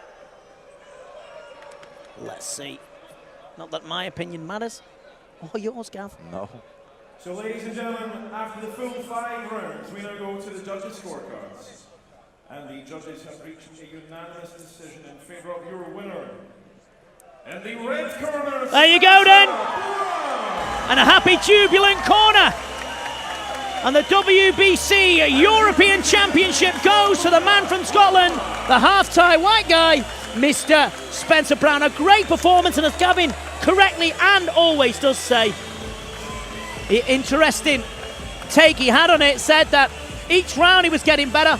This fight was a learning fight, and you know what, Gavin, you called that spot on. Well done, mate. I think as well, there's just some really interesting fights back at home. I mean, he's doing very well at international level, but some really interesting fights for Spencer Brown now at home. Some fantastic, Craig Coakley being one. Yeah. And Nathan Bennett, you mentioned before. I'm sure one of them two who are going to be fighting on the 23rd of March. Them two are absolute monsters, and I'm sure they'll be licking their lips thinking, I'll fight Brown anytime, anywhere, any place. And it's up to the promoters to put that together. But a happy, smiling face, and fair play to Luca Roma, who really showed his mettle, didn't he? But as it went on, he started to slowly but surely get taken apart. Well, Spencer Brown could only put a performance on like that because Luca Roma pushed him to. He was there every single round, dangerous all the way through, especially at the start. He had a lot of fight in him. He was in front of his home crowd. It's always difficult to fight someone away from home, especially someone who's as game as Roma was as well. Yeah, I mean, you know, it takes two to tango, doesn't it? You have to have a dance partner, Gavin. Definitely. And the dance partner tonight knew the steps really well. Luca, Roma. But it was the young man from Scotland that goes waltzing off into the night. See how I put dancing in there? You see? Because I watched Strictly. You know what was really good to see actually about this fight was, in terms of Spencer's performance as well, was that he was landing shots in the first round and Luca Roma didn't go anywhere. No, he didn't. He fired back. And sometimes you see young fighters, young inexperienced fighters in that sense, come apart a little bit. And Spencer Brown didn't come apart. He went up one. Went up a few levels. It was a good performance. It was good to see. Body rock at the moment again.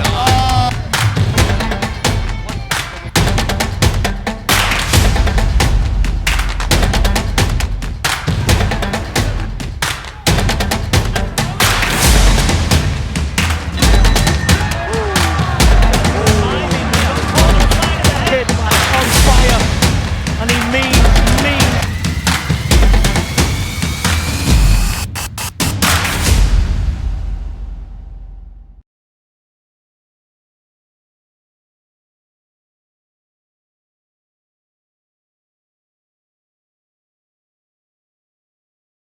So now, ladies and gentlemen, for YOKKAO 30, this is the main event of the evening. 5 3-minute rounds under full Muay Thai rules, matched at 65 kilograms. And let me first of all introduce to you, in the blue corner, fighting out of the YOKKAO fight team in Thailand. Ladies and gentlemen, please welcome to the ring, Singdam YOKKAO Saenchai Gym.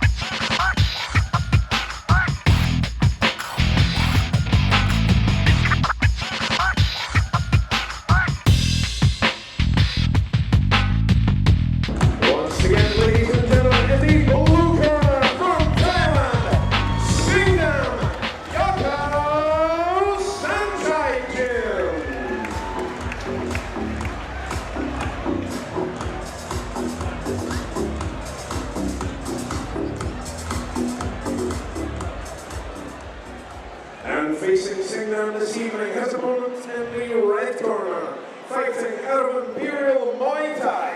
Ladies and gentlemen, please welcome to the ring, Kennedy.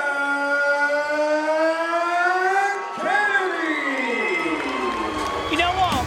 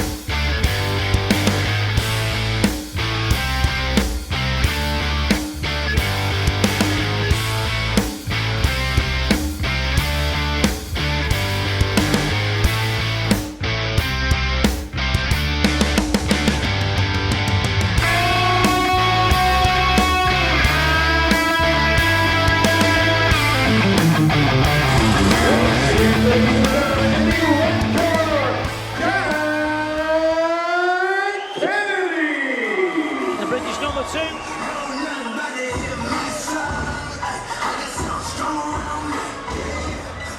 And this is our final bout of the evening, scheduled for 5 3-minute rounds.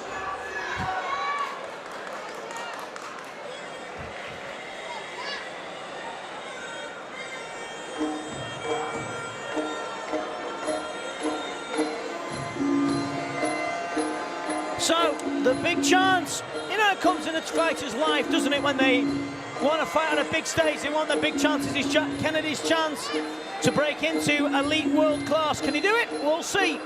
Do I believe he can? Listen, anything's possible. 29 fights, 26 wins, 3 losses, 340 fights, 272 wins, 66 losses, and 2 draws. Crazy. He's had double the amounts of losses that Kennedy's had fights. Actually, nearly triple. Singdam, YOKKAO, Saenchai. Seen him fight 2004, I did, at Lumpini Stadium. And it was, yeah, it was good then. I think he fought Kongi Pop. I might be wrong. Something Pop, anyway. We'll see.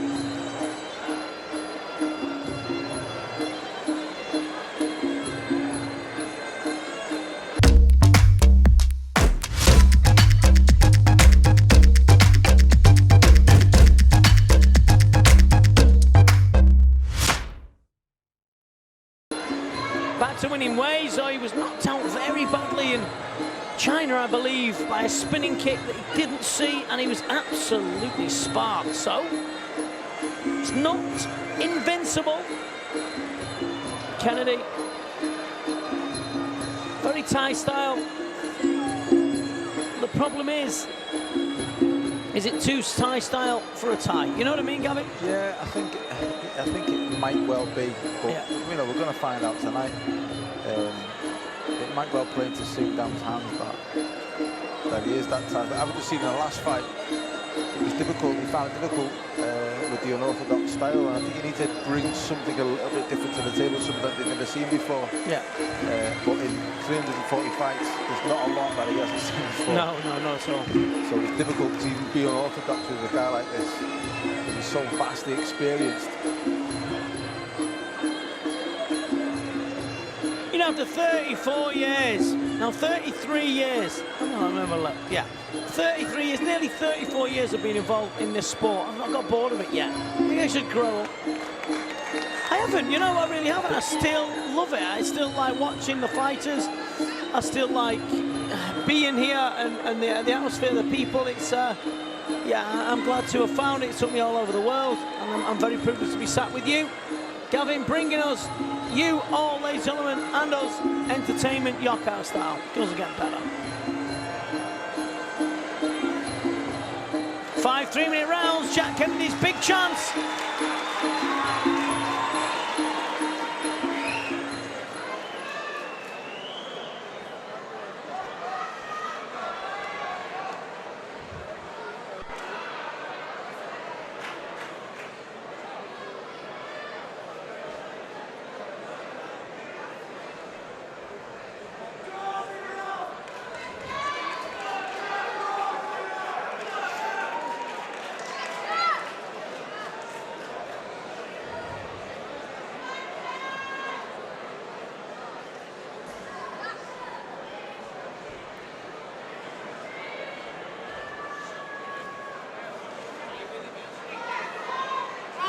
Where did the ice come from? I didn't see that. It was in the towel, I think. Oh, okay. And when he went to the floor, it went everywhere.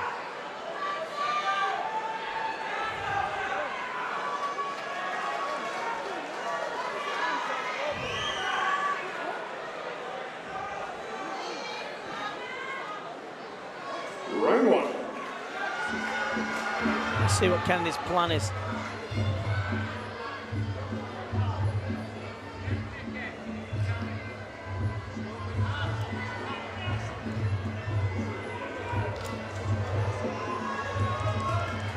Felt that Kennedy, didn't he? Yeah, yeah.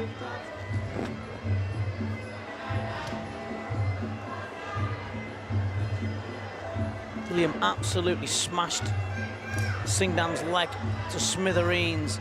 He just didn't get outscored, but Singdam said afterwards, Liam is crazy. The power of him is crazy, so.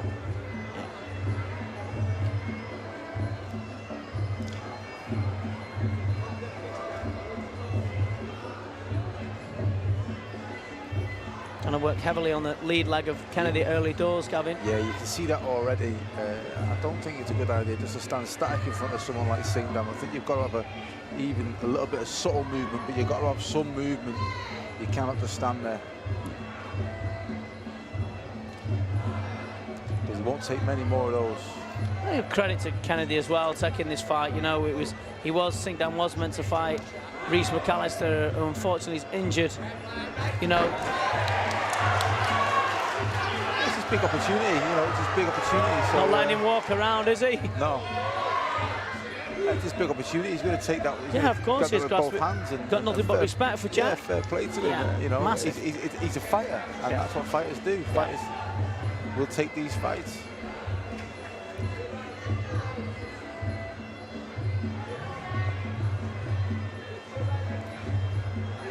And I've always been impressed with Jack every time I've seen him. Yeah, he's improved, hasn't he? Always been impressed with Jack, always entertaining, always excited to watch.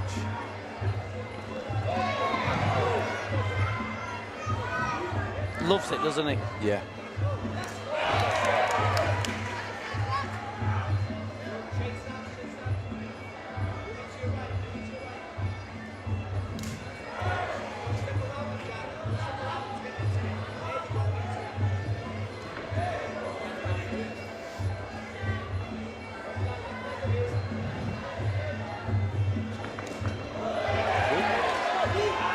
Lost balance there, Singdam.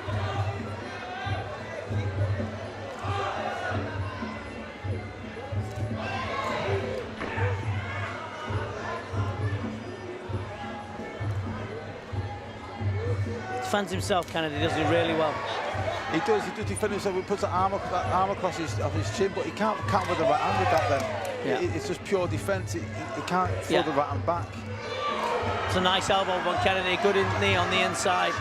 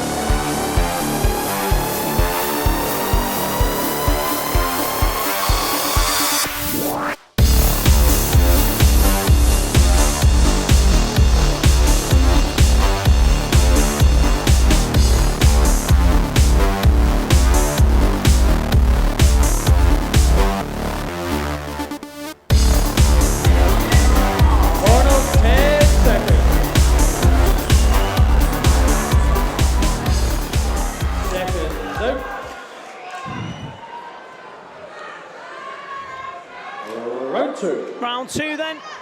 Kennedy in the white, Singdam in the black and multicoloured YOKKAO shorts. Nice sharp leg kick there for front leg, back leg, Singdam.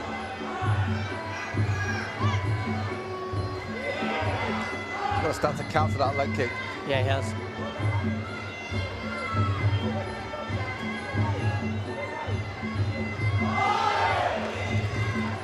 Can't be clumsy with that from throwing it far away.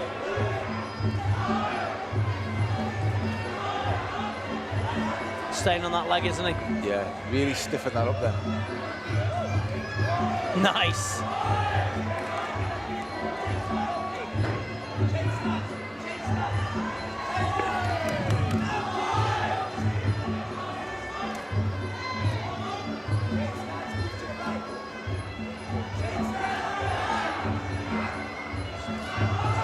Really going to work on that leg now. Yeah, Panikos is telling him to change stance and move to his right. Yeah.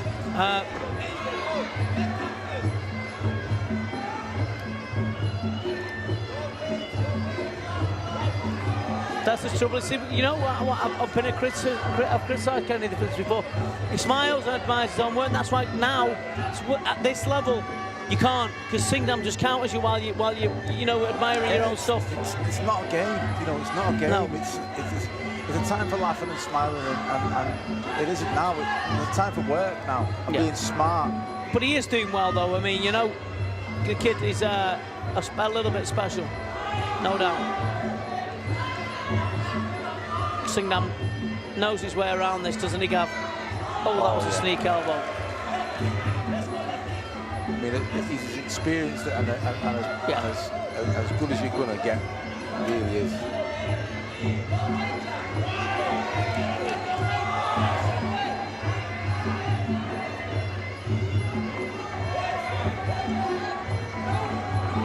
Oh, that was nice. That was nice from Kennedy. Now he's got to go at him now. Yeah, he's got some tricks, Kennedy. As well. He has. He's got nice technique and he's got a really good imagination. He'll go for something up the middle instead of round the side. That was a nice knee from Singdam. Good push kick off the front leg. That was a nice knee. See how he turned over that, Gav? Turned the knee over. Really nice. Just catching that leg again.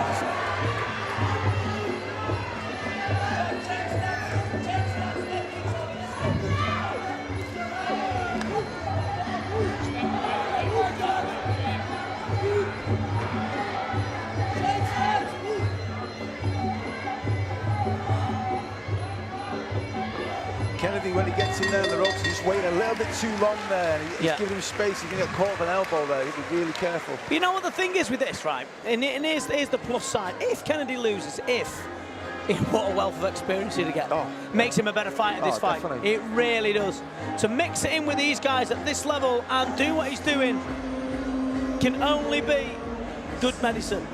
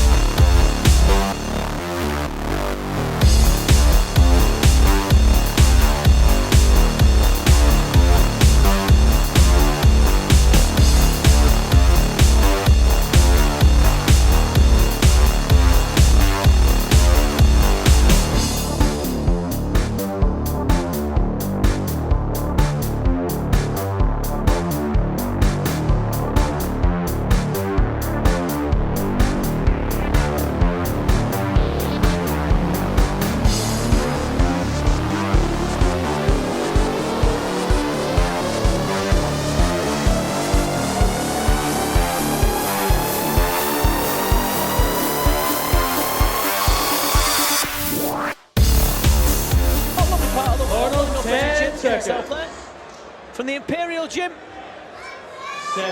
cornered by Panikos Youssef. And the gag. Round 3. Round 3.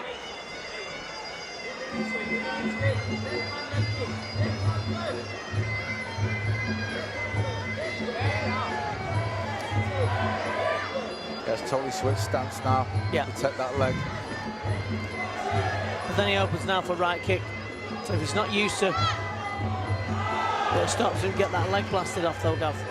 That's it. But he'll go inside now. Singdam and body kick as well. To wait's too long. That's better. Don't give him no rest. It's got to be straight away, straight away. Don't give Singdam any rest at all. Just keep going, try and wear him down. That's better.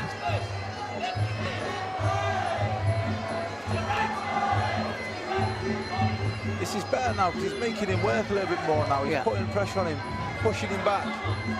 He's totally comfortable though at this, so Singdam, Gav. Very, very, very comfortable. But it's literally the only chance you've got. You've got to make him work. You've got to make him work for what he wants. Don't give it him on a plate.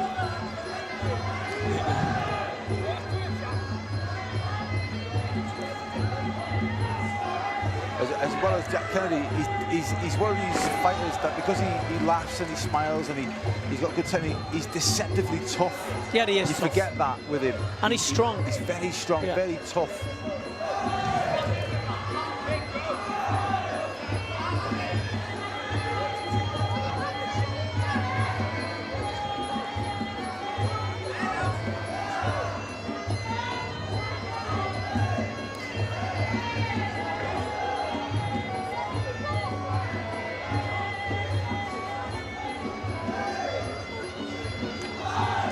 Big kick from Singdam.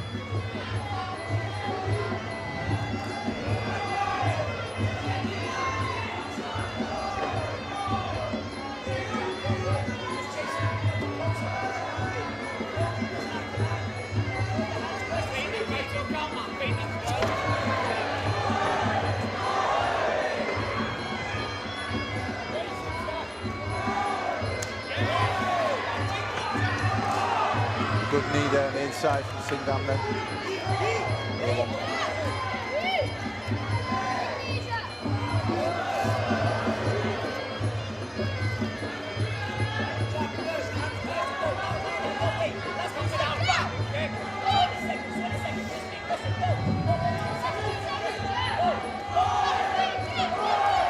Kick for kick. Making Singdam work here. He has to.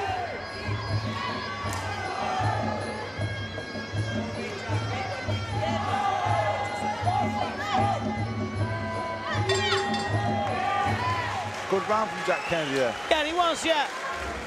Still think that Singdam won it though, Gav. Yeah, he did. He's giving a good account of himself.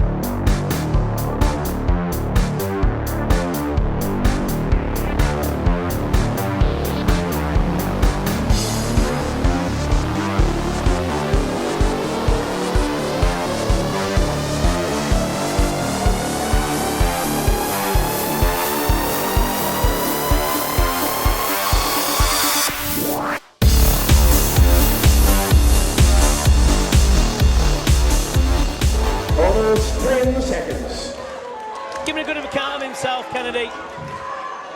Second dance.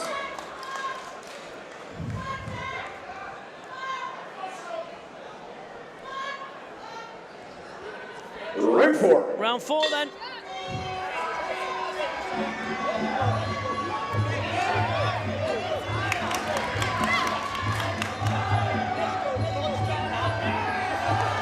Nice. using youth now. That's what he has to do. Outspeed him. It's a spike knee from Singdam. Spiteful.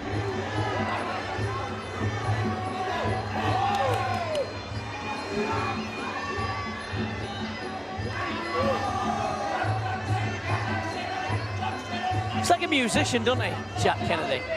It looks like a sort of like a, I don't know, busker. Jack the Busker Kennedy. He's having a go now with sweet music in there at the moment with his fists, knees and elbows. And kicks. Oh, that was big. That was big.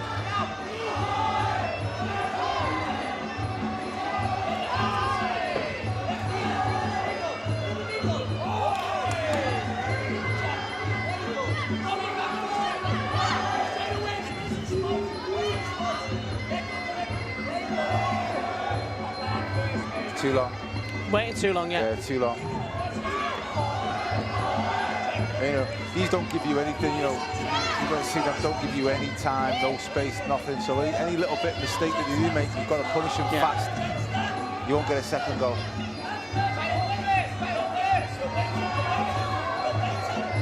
Nice push kick. Singdam won the round with some big kicks there, and that push kick to the face as well, Gav. Yeah. Kept Jack off balance. Sit on the ropes now, score after scoring his points.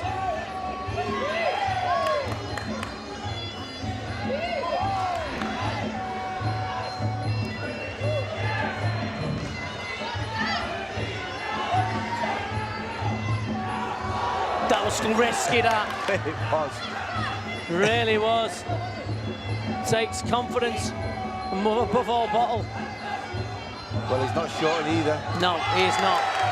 This fight, losing this fight, which he is doing, will do him no harm whatsoever.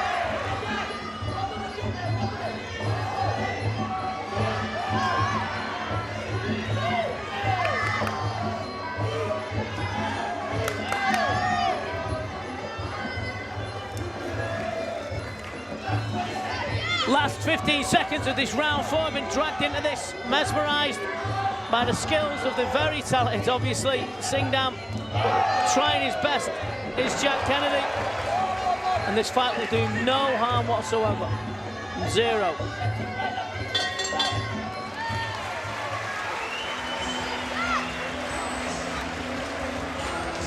Final round then of our final fight of tonight.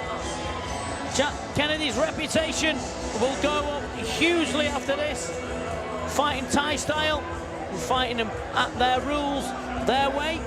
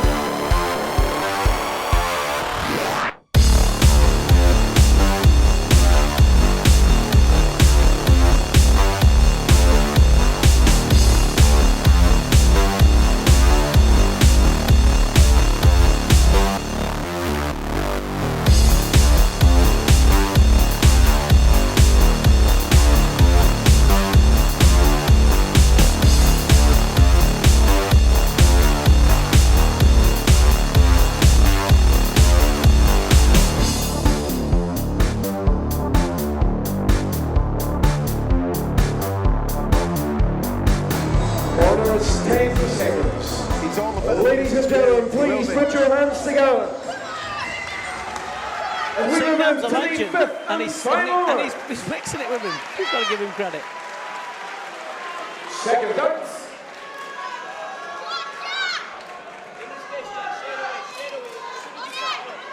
Round 5. Nice kick from Jack, first leg. First off the front leg.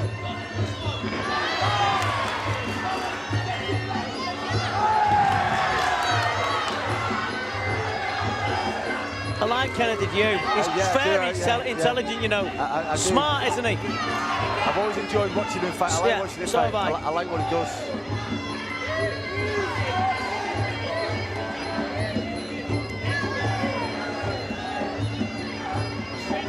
He shows good imagination. He just didn't need a leg then. That was good. Yeah.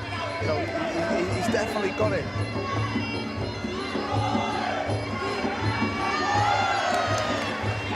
Skills. Very good. Do you know one thing that comes across when he fights? He comes across his enjoyment of it. Yeah, he absolutely loves it. He really does. He lives and breathes it, you know. And to give a good account of himself here is absolutely superb.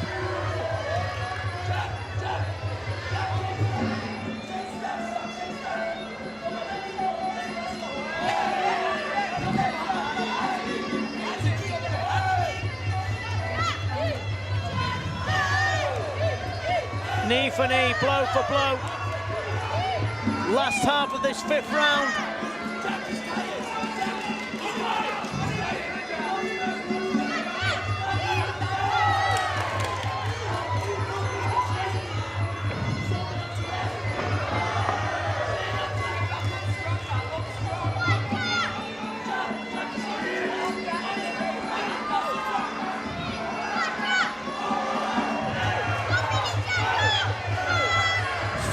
I tell you what, mate, he's done an absolute sterling job here, Kennedy. Oh, it's been fantastic. He's done a great job. He's still trying to win this fight. He is, and that's what I like. This is what we want. That's what we want to see.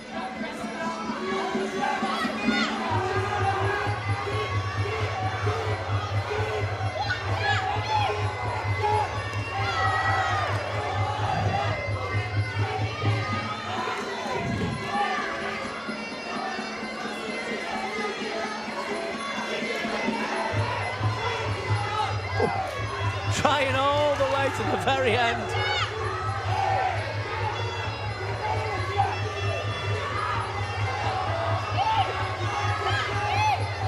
Singdam's tired and he's been made to work for this win. Is it, yeah.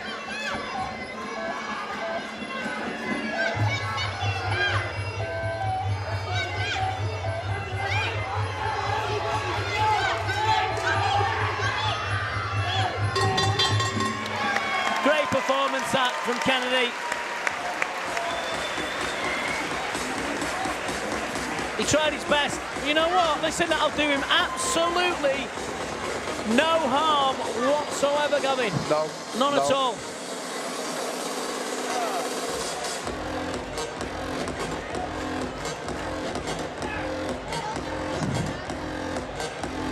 So the respect is shown by Jack Kennedy.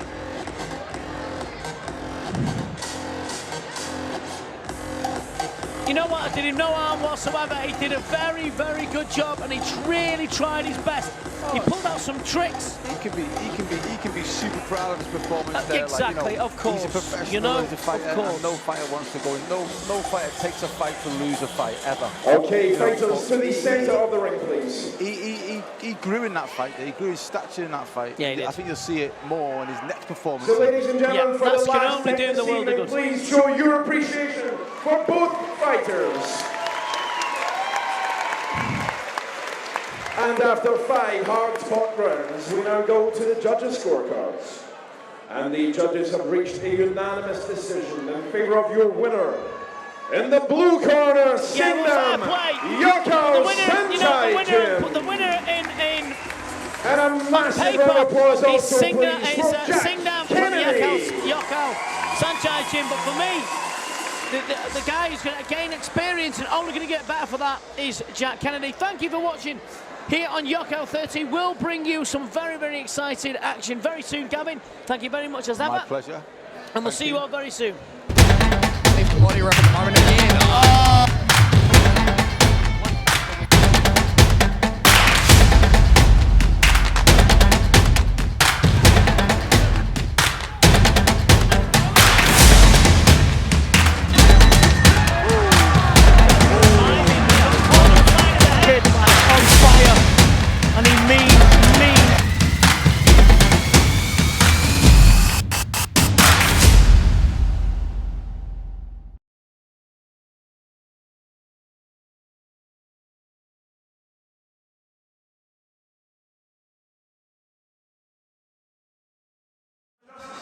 before we move on to the final bout of the evening, let's first of all see what these two fighters are fighting for. For the first time ever, ladies and gentlemen, we present the YOKKAO Diamond Belt.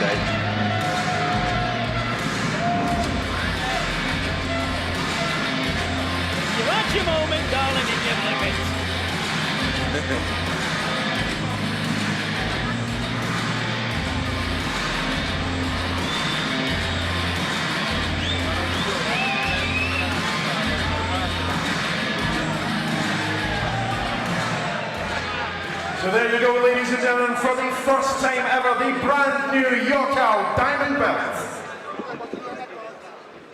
So this, ladies and gentlemen, is the main event of the evening. 3 3-minute rounds under full Muay Thai rules for the brand new YOKKAO Diamond Belt. This belt, unlike any other, ladies and gentlemen, just being able to fight for this marks a career outstanding between the next two competitors. So let me first of all introduce to you in the blue corner, ladies and gentlemen, please welcome to the ring, Shan Cangelosi. So Shan Cangelosi then has already fought Saenchai on Thai fight a few years ago where Saenchai won very, very easy. A 3-minute round fight, this is, ladies and gentlemen. He's also a southpaw by my reliable Mo. Reliable Mo. It's your reliable Mo. I'm not defaulting his name. Oh. Because he'll boot my legs off and smack me with a left hook. Once again, ladies and gentlemen, in the blue corner, Shan Cangelosi. The man making his way to the ring is an all-time great, and enjoy them while they're here because they don't last forever. And facing Shan this evening, his opponent in the red corner, a fighter who needs no introduction anywhere in the Muay Thai watching world. Ladies and gentlemen, he may just be the best fighter of all time from Thailand. Please welcome to the ring, Saenchai Saenchai Muay Thai Gym. Yeah, without a word of a lie, there is names that are echoed in the DNA of all Thai people. Samar Payakaran, Diesel Noi. For me, Nam Kwahabuan, Nam Ki Payun, and Saenchai has been mentioned in them high levels and high echelons of, well, almost like godlike skills, because his talent is extraordinary, and this happy-go-lucky, smiling little man, let me tell you, he is absolutely blessed in his art of Muay Thai. He was meant. Ladies and gentlemen, the living legend, Saenchai Saenchai Muay Thai Gym.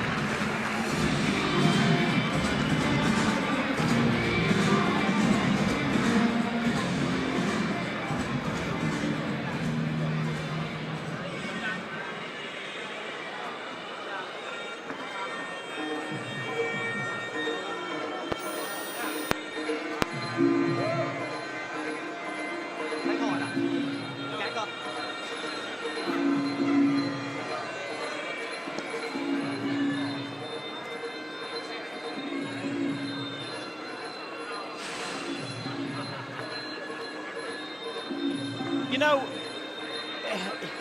you have Mayweather, you have Vasily Lomachenko, you have Sugar Ray Leonard, you have Muhammad Ali, you have all the greats. In this sport, this man here is, without doubt, nearly, probably, close as you can get to unbeatable, Gavin. The only person that's caused an indentation in him that's not from Thailand was Fabio Pinca. That was a controversial loss, but nevertheless, whatever. Fabio Pinca won, but he is so, and you know, even when he messes about and he moves around, he can hit hard and he can take a hell of a shellacking as well. For me, he's gone beyond that now. I don't think he's kind of, you know, it's not that he's unbeatable. It's like who he is. You know what I mean? It's what he represents, and I think he's like almost like a Muhammad Ali figure. Like it doesn't matter that he loses a fight, or it's his body of work. In all honesty, Gavin, who's going to beat him? No, exactly. I mean, but you know, what I'm saying is his body of work is just, his legacy is just unbelievable, you know. Yeah. It's incomparable. Yeah, I mean, he's renowned all over the world by any martial artist, knows his name. Anyone who wants to be anyone, he paints pictures, he has such a quick mind, so fast, and with that southpaw skill. It's a well-known fact, though, that southpaws are generally better than other people. I know you told me that. But I mean, he processes things so quickly, his timing is impeccable, and he makes new moves up that shows that he thinks outside the box. Cartesian logic, as it's called. Well, and he's a very special individual. He's a pioneer, is what he is. I mean, you know, sport can be done for 100 years. You still get pioneers every now and then that move the sport along, you know, to a different level. Like you look at football, Messi and Ronaldo, people that move the football, move the sport. You look at boxing, Lomachenko moved the sport on, and then you look at Saenchai. He's a pioneer. You know, he's moved the sport further along, give it new ideas, new angles, new aspects like you've never thought of before. I mean, he's revered and he's loved and he's respected, and people just enjoy watching him, enjoy seeing his skills, and he's just... I mean, I've been privileged to commentating on him many, many times, and each time he just seems to get better, you know? You're very, very lucky, ladies and gentlemen, to be watching this man, because in years to come, you will say that you watched him live. That's the way it is. But Shan Cangelosi will have other ideas. If he can cause an upset tonight, it will be on the level of Tyson losing to Douglas, or Andy Ruiz knocking out Anthony Joshua. It would be on that level. Or even bigger shock, Brian Calder smiling twice in a day, and that's happened to him.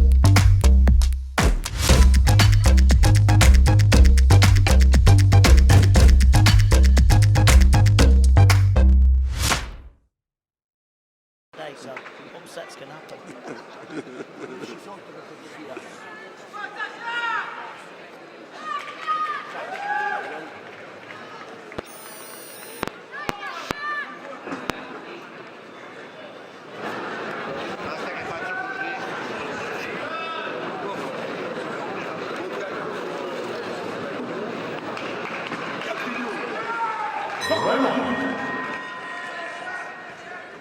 Southpaw versus southpaw.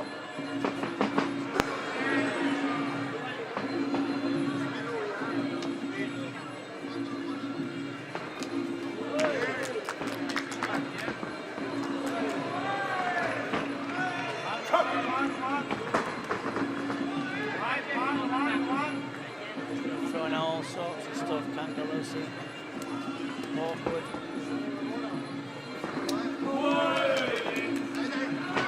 Balance. Spinning kick. Just clips in there. I don't like that, you know.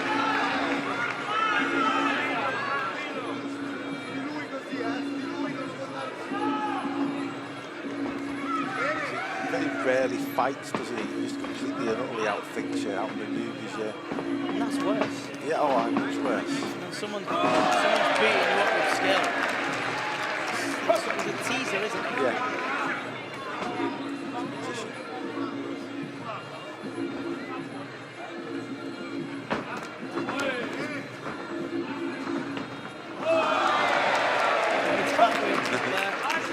He's of aged years though, Gavin. He must be like 36, 37. There's miles on that clock. Oh, yeah. Because he keeps himself so well. He doesn't wear and tear his... Hurt with that shot. Left down. Found a home for it. Found home for it twice.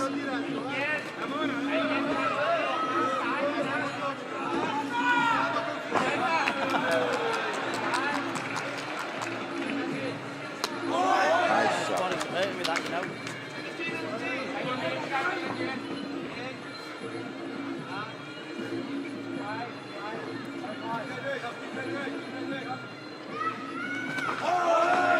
Shot again. Another shot. Left hand's fine at home. Boxing's so good, eyesight so good. Saenchai, 39 years of age. So it's ridiculous that at the age of Muay Thai, still doing it. I can't miss that left hand. Where he stands as well, his position.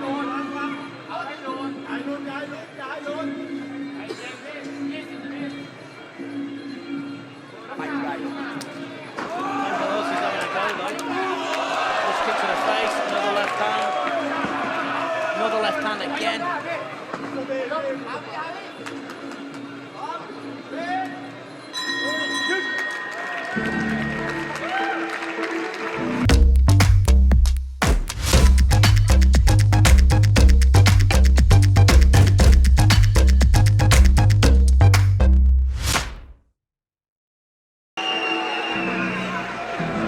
Laser light.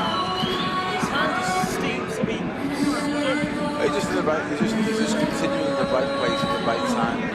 You see it now. Balance. Play it. You have to play it. Game to it. Nice body shot there. Left hand to the body. Yeah.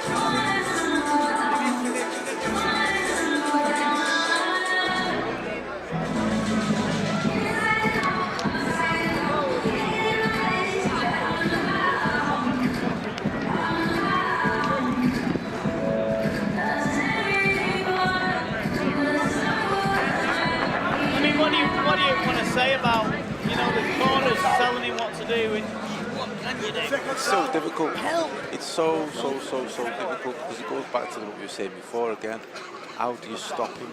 How do you... Because clinch fighters always causing problems. Yeah. Tall, strong clinch fighters. But you know what? I mean, who can do that? But that isn't happening today, is it? No, but You know, exactly. but the thing that goes back to the original point of clinch fighters do well against because they actually stop him fighting. You know, you couldn't. There's no fighter there alive. I don't think can stand there with him and outthink him, outmaneuver him. You know, that would be like the Matrix. No, I suppose. not a foreign. No. A Western. The only way to beat him is to stop him from doing what he does. Which is again, good luck. Cangelosi now a bit busy with that right side, now trying to stop getting hit with that left hand.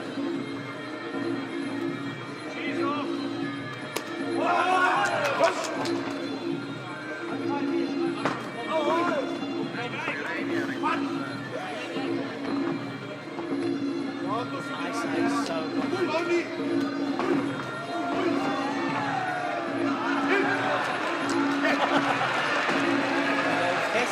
If he missed something, he's come back with one, he comes back with 1, 2, 3 different things, 3 different angles all the time. It's not... It's not even that you make a mistake. He capitalises on any space there you leave.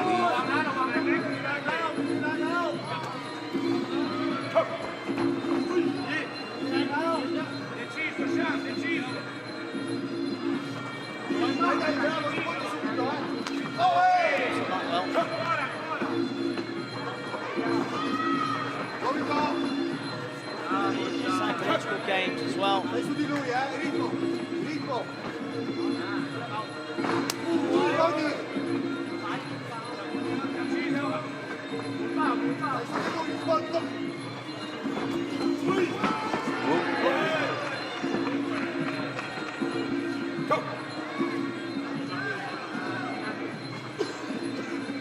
You know, just standing here and watching this, just seeing what he does and watching his positioning, it's such a blessing to be able to see. YOKKAO made that happen, and you should be very grateful for it, as I am.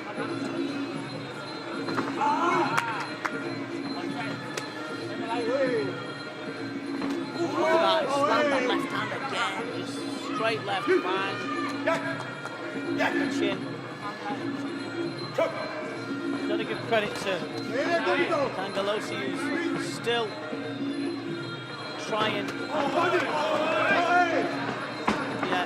He's in with the master, isn't he, Gary? Yeah, Cangelosi's still trying. He's still, you know, he's still quite, he is a little bit unorthodox, and he's some mini stuff that can take you by surprise, but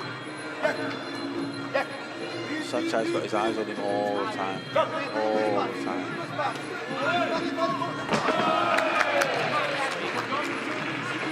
His masterclass is sort of like someone who is a little bit unorthodox. I was making them move into spaces that he wants. He wants him. It's no coincidence. He's really landing his left hand and he's moving into the spaces.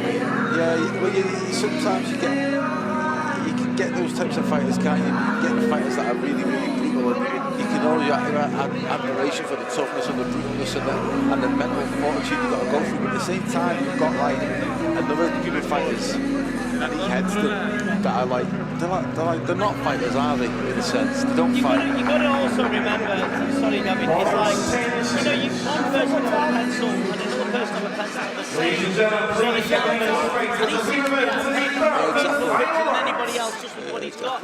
And he's a very, very exciting, enjoyable skill set to behold.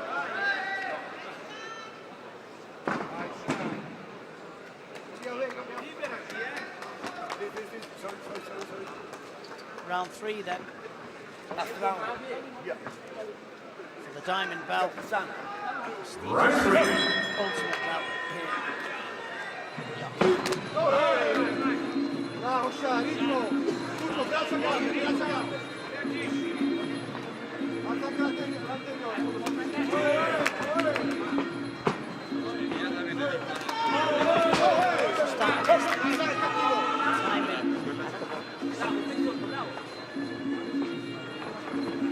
Cangelosi though, trying for his own. That's a win for Cangelosi.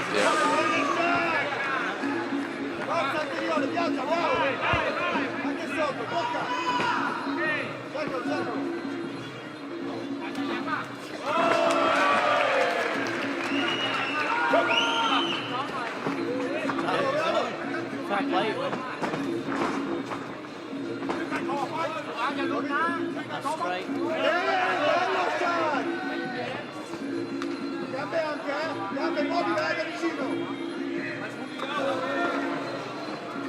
Just watched it go past on a Billy Joe Saunders.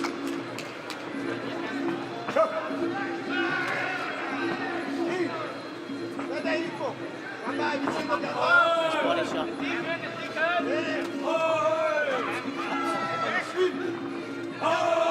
Goes in with right knee.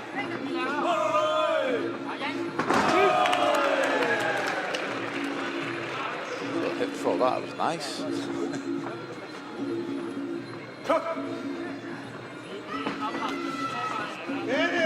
Gamba poi, quando sei così vicino, I mean, is what you say about it. I'm just trapped with everybody else. You know, jaw-dropping skill set. This little man that just has such good eyesight.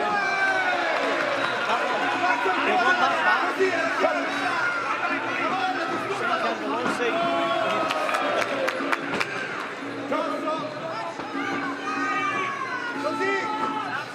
To win.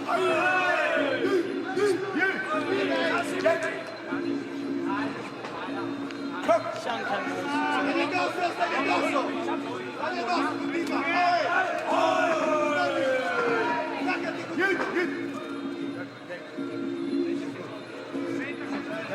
Last 20 seconds of an absolute masterclass performance with moments of success for Cangelosi.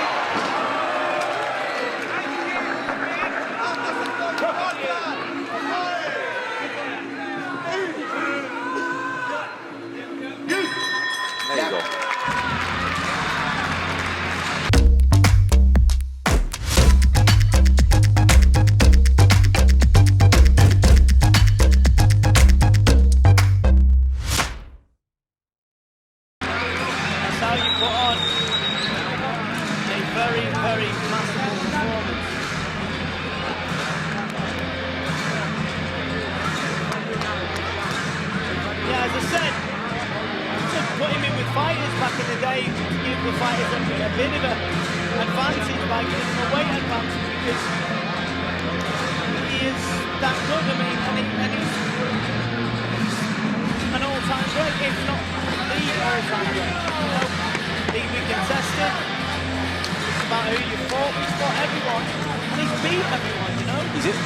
He's in the conversation, isn't he? He's not even stopped once. He's in the conversation for the greatest of all time, isn't he? Definitely.